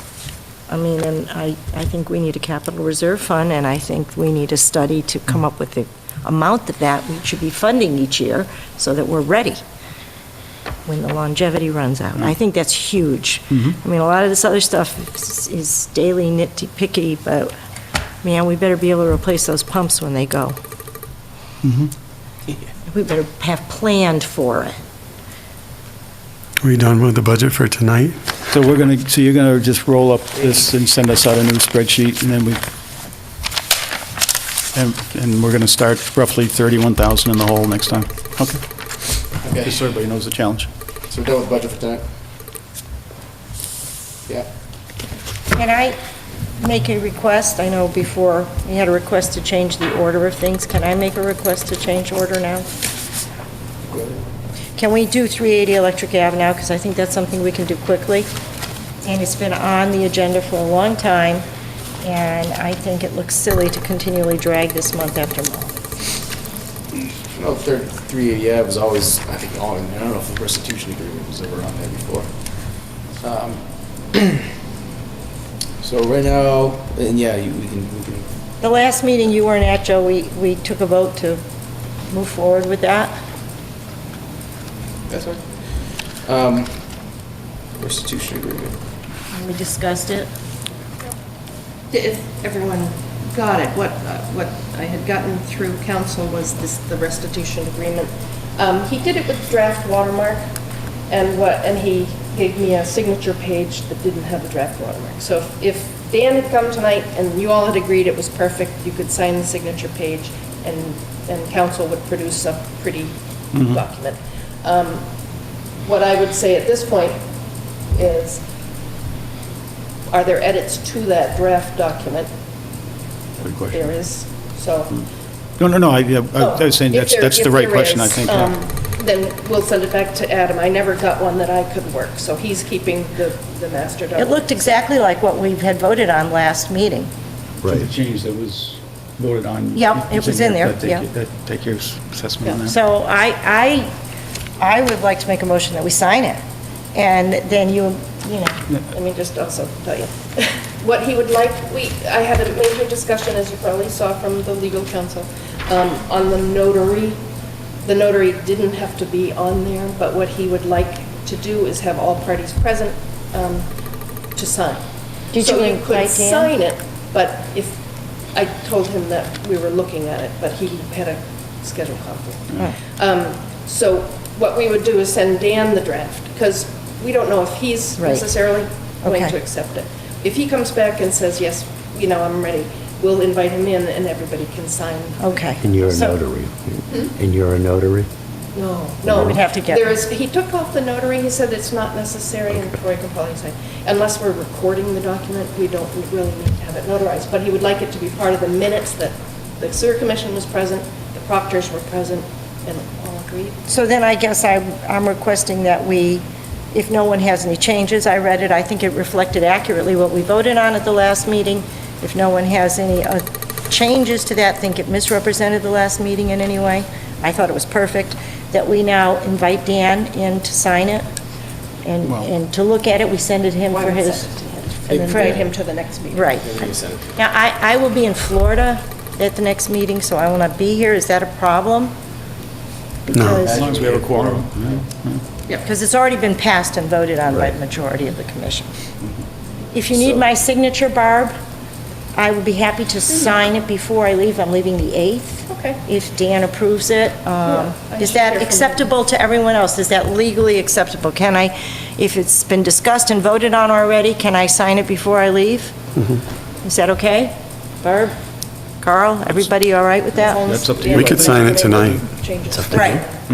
It's up to what you, when, if and when I'm you sorry, send it. I had on it, plans to be And- out But of town. it can be signed by a quorum next week either. You Okay. don't have to sign it Okay. if it's inconvenient. So is your motion to send this to Dan? Yes. Okay. For his approval, since the Second. commission's Second. already approved it. Any other You got it. discussion on that one? All in favor to send it to Dan? Aye. Okay. Unanimous ayes. Thank you. Privilege fee? Yep. So he has connected and therefore is eligible for, to be assessed for his privilege fee. So we need a motion to assess the privilege fee of $103,963 and 23 cents. Yes. So moved? Second. Sorry. Any other discussion? All in favor? All right. Aye. Aye. If you could all sign, please. May I? Right at the top, look at me. Mr. Chairman, I'd like to suggest, per Troy's suggestion before, that we address the minutes. Hey, I'm still signing something, okay? You wait. No. We gave you all the time in the world. Give me a second. Yeah, it was minutes, right, Troy? Yeah. So we will now go to Minutes, invoices, and action file issues. Specifically, we're gonna talk about minutes first. All good to go, we'll talk about it. 9/12 minutes with the latest revision from Carl. Everybody get a chance to look at those? Just a second, I'm pulling it up now, I just want to make sure it's the one I looked at. 9/12, that would be, I have October.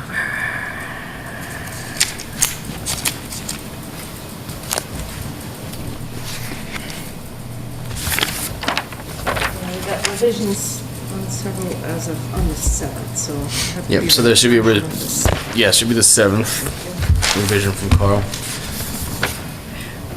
So, okay, I've got 9/12 here.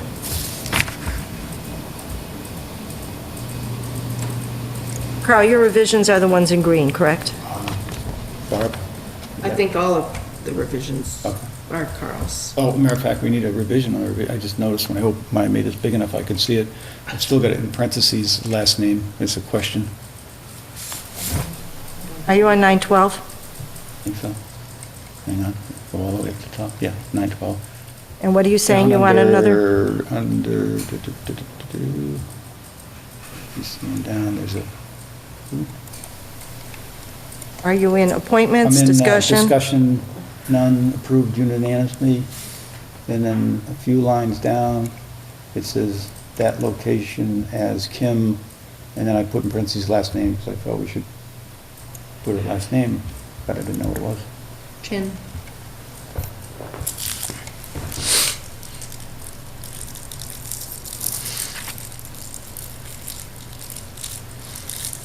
If there are no other revisions, we could approve them subject to that. I just brought it up, I apologize. Can you just say again where you were? Oh, if you go down, there's a discussion, none, underline approved unanimously, at 7:30. Two lines, the line below the 7:30 PM, Christie. Christy Lucier, It starts that location as Kim. last name is in purple and mine, in parentheses with a question mark. Got it, thank you. Sorry. So that'll be So we just changed need- to Chin. All right, so last name is being added. Anybody else have anything? A motion, somebody? I motion that we accept the 9/12 minutes as amended. Second. Any other discussions? All in favor? Aye. 10:31 minutes.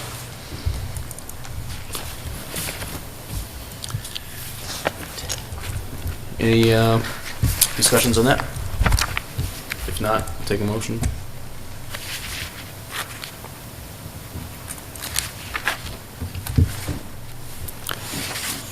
Make a motion to approve the minutes of 10:31. I second that. Any other discussions there? No? All in favor? Aye. Aye. All right, approved. 11:14 with the latest Carl Luck revision of, on 1/7. I'm sorry, what was the date again? November 14th. 11/14.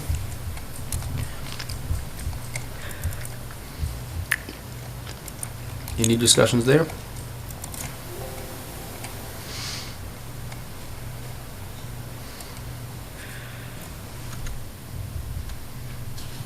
If not, we'll go ahead and take another motion.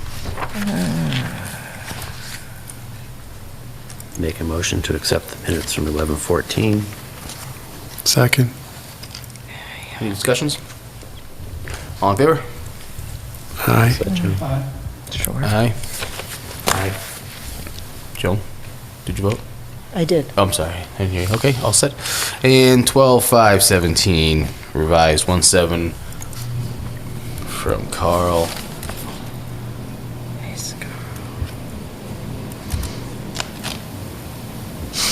Any discussions there? If not, take another Well, one. there's just, I guess, in the middle of the last paragraph, Yeah. it's question mark, don't remember or know what this is. Do we need any? Oh.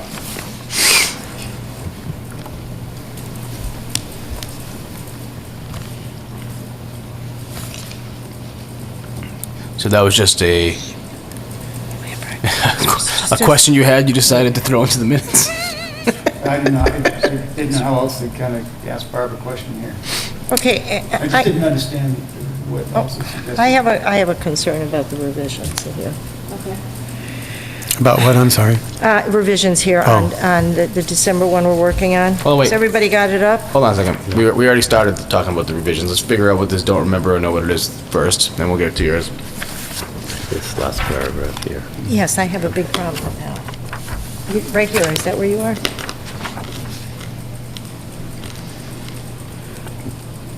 No. Do you remember what that is, Barb? No, I would need to look at the minutes. Don't remember what this is about. Oh, but what I'm looking at is this.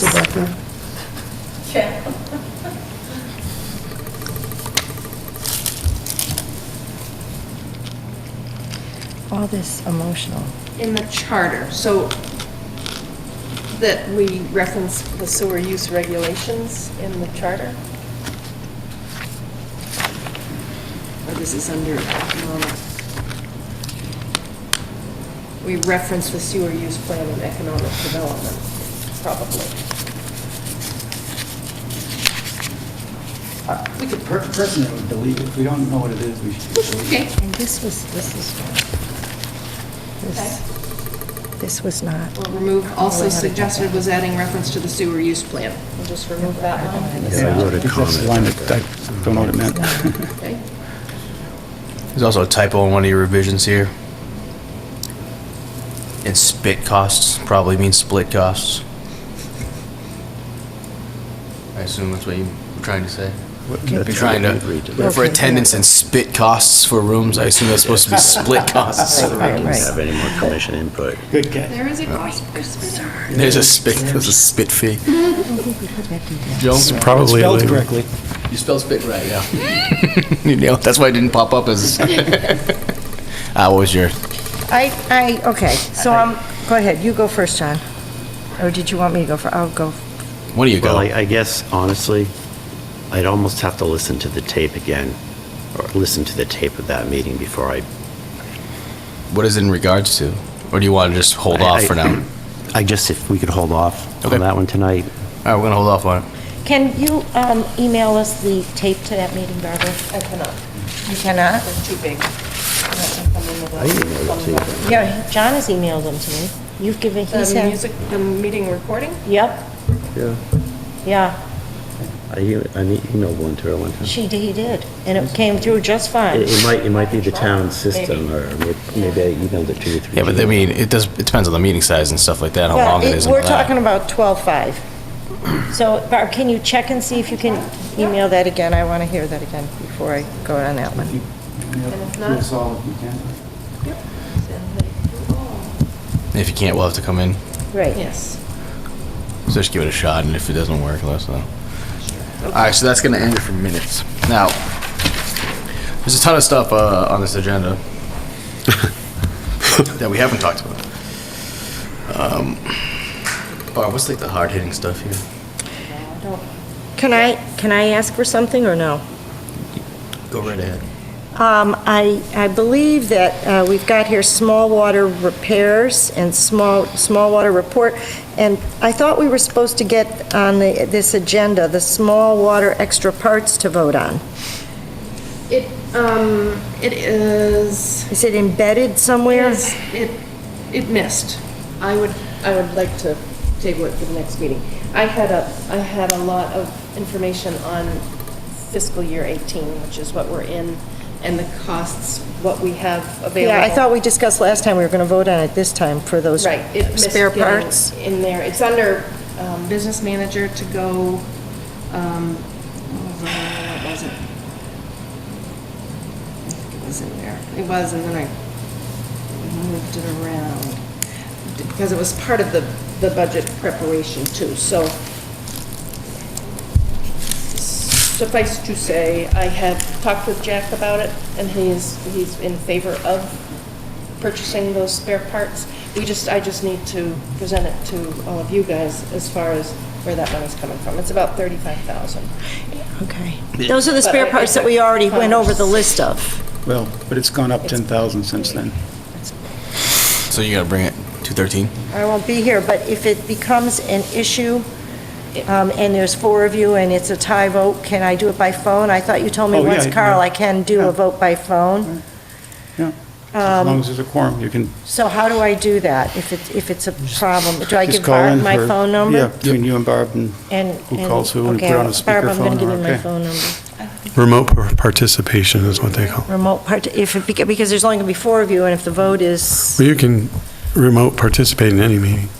yeah, I'm going to not Well, where want there's a to quorum. unless it's Where there's a a quorum. problem. It Right. should be the same one, because it It's- was no, they received in didn't. December. It went up, well, I don't know when it went up. The first one we got that we all agreed to, and Jack said, yep, go for it, was $10,000 less, a little more than $10,000 less. Yeah, but I There's some think new it went stuff. up in the next discussion, because he Maybe, I talked don't know when it went about up. an individual pump, a small pump that he needed, and I thought that we had approved Yeah, that. but- maybe. But we didn't prove anything. But I have one question that would help the discussion in case Jack isn't there, and I know nobody here can answer it anyway, but I'd like to know the pumps that we're going to buy. There's like 3 different pumps. I'd like to know which pump stations those will support. And it should go in here. We should add it in here, what Yeah, we've if bought. you look in there, I could probably figure it out, but but there's like a 5 horse, Yeah, 7 FOYGT hours. pumps, but you have to go And through and what- pick out the what ones. pump stations are You we- you could do that in here if you want to look at it. I don't even want to pick that up. I could share my reading with you. Mr. Chairman, are we still on SWSS? Yeah, I was just gonna say the same thing. Because I had a comment on just the reports, minor stuff, still, comments like, once they are in, services will be scheduled, waiting on parts and schedule, panel glitch, those are vague comments, and they're fine for initial, but those are the kinds of things that I was sort of hoping that we could get a follow-up on. That's just my comment, that I hope that we get back to them, the feedback that when you tell us once the parts are in, but we don't know, where are they in the process? Have they been ordered, or are they? A little more detail. Can you follow up with them? Is there a FedEx tracking number, or?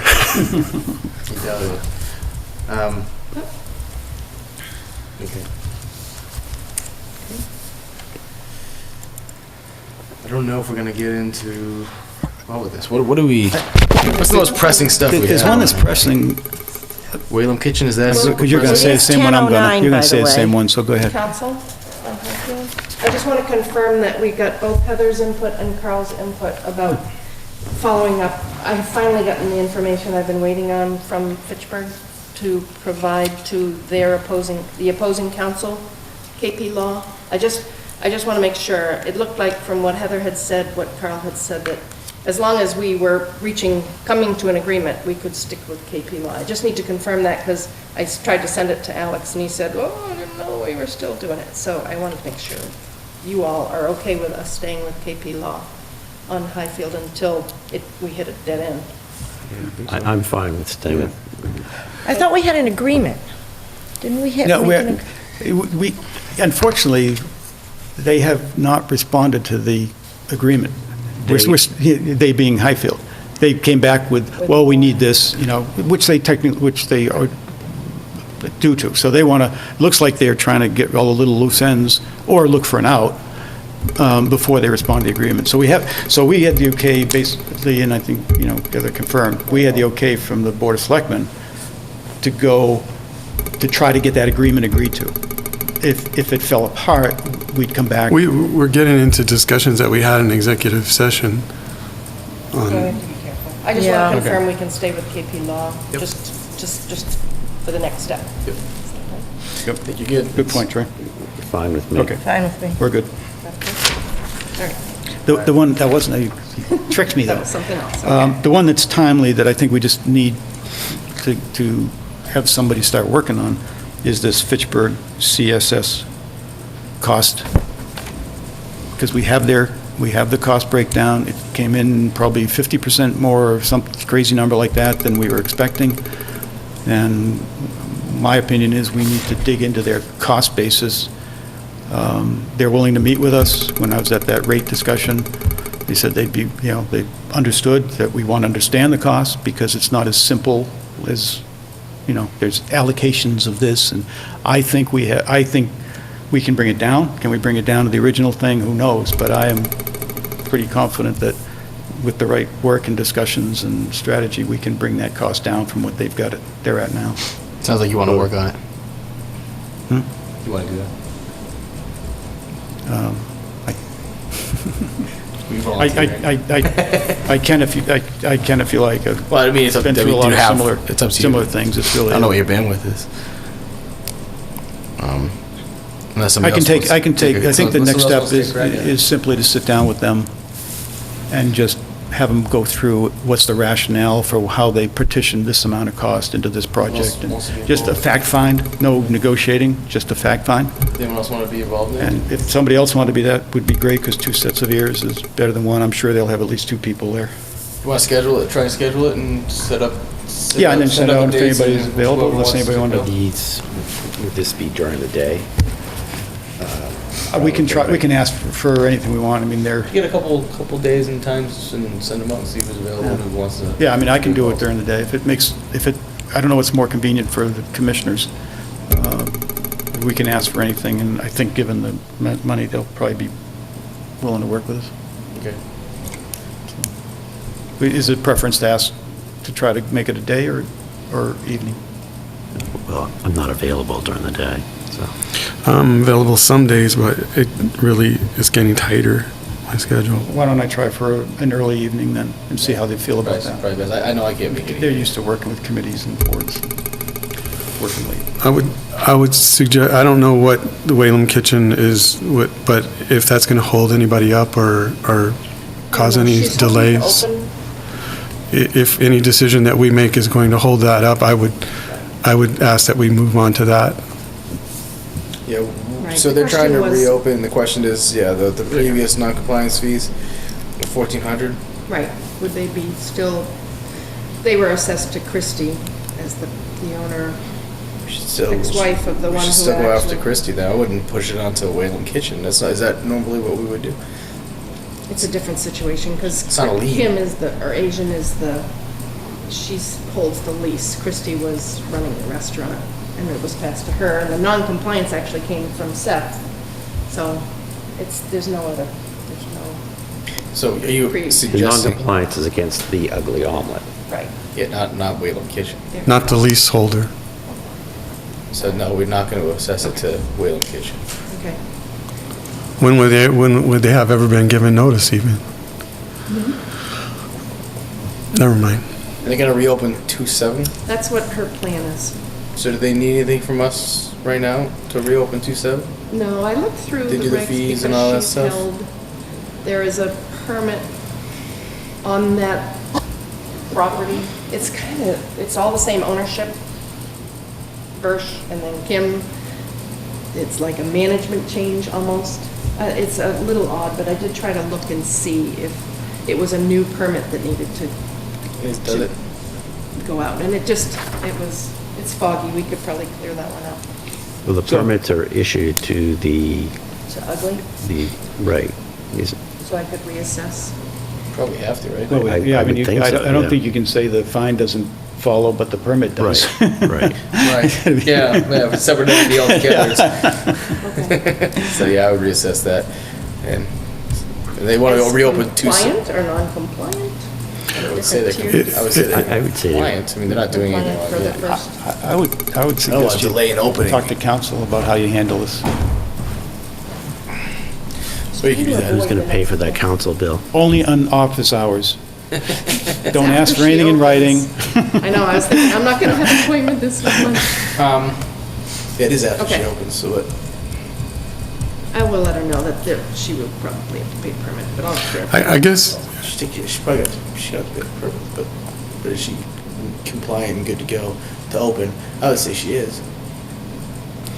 And she's gonna. I have a concern about the whole situation in that that if we develop a policy around this, that we sort of encourage people to maybe change doing business as or change corporation identities to avoid certain things. So that would be a concern of mine. I don't necessarily believe that was the intent in this situation, but we're certainly setting up a precedent for,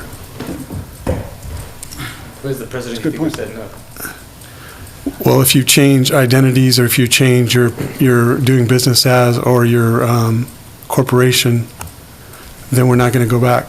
We're not going to hold you responsible for any of the fine. fines. Well, we are still holding Ugly Almond and those people responsible for, but that fine's not going away. We're just not assessing it to the Whalen Kitchen.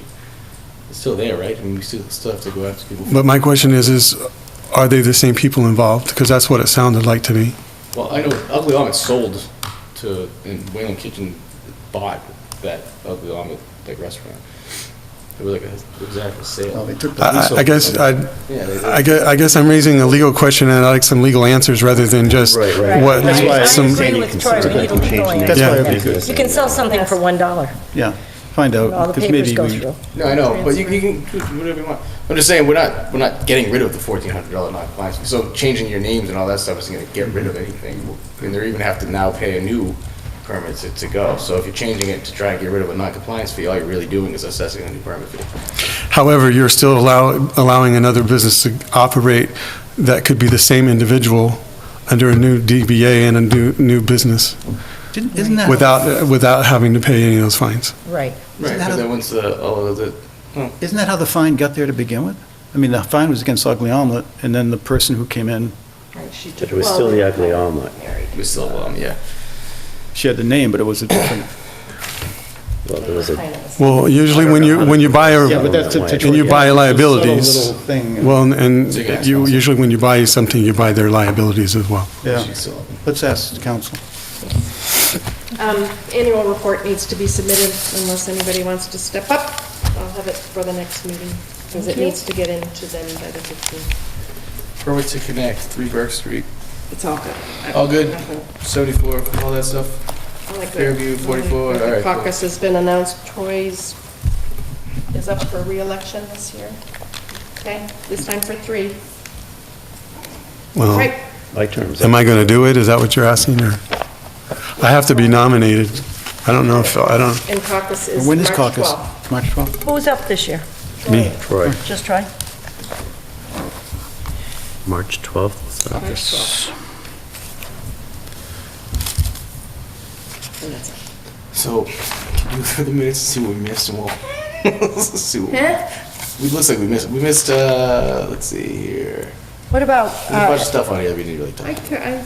how about future agenda items? Did we do that? I think we have plenty. We have the budget. I have we a ton of budget. future agenda items already Right. there. You can go ahead and mention any ones, I'm not guaranteeing that they're going I to be don't on even the know what's on agenda there. I every can't time. even remember. I didn't write them down. But are we going to have a discussion on the sewer commission's use of legal? Are we going to have Do that. a procedure? That's already written down, right?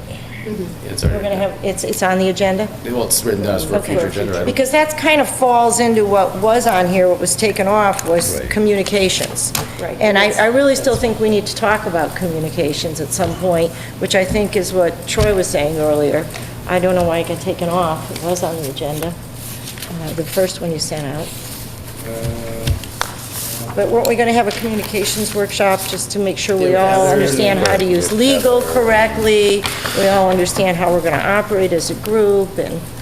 Yeah, and to further that, I think what we all decided was we're going to go through Bob for just about everything.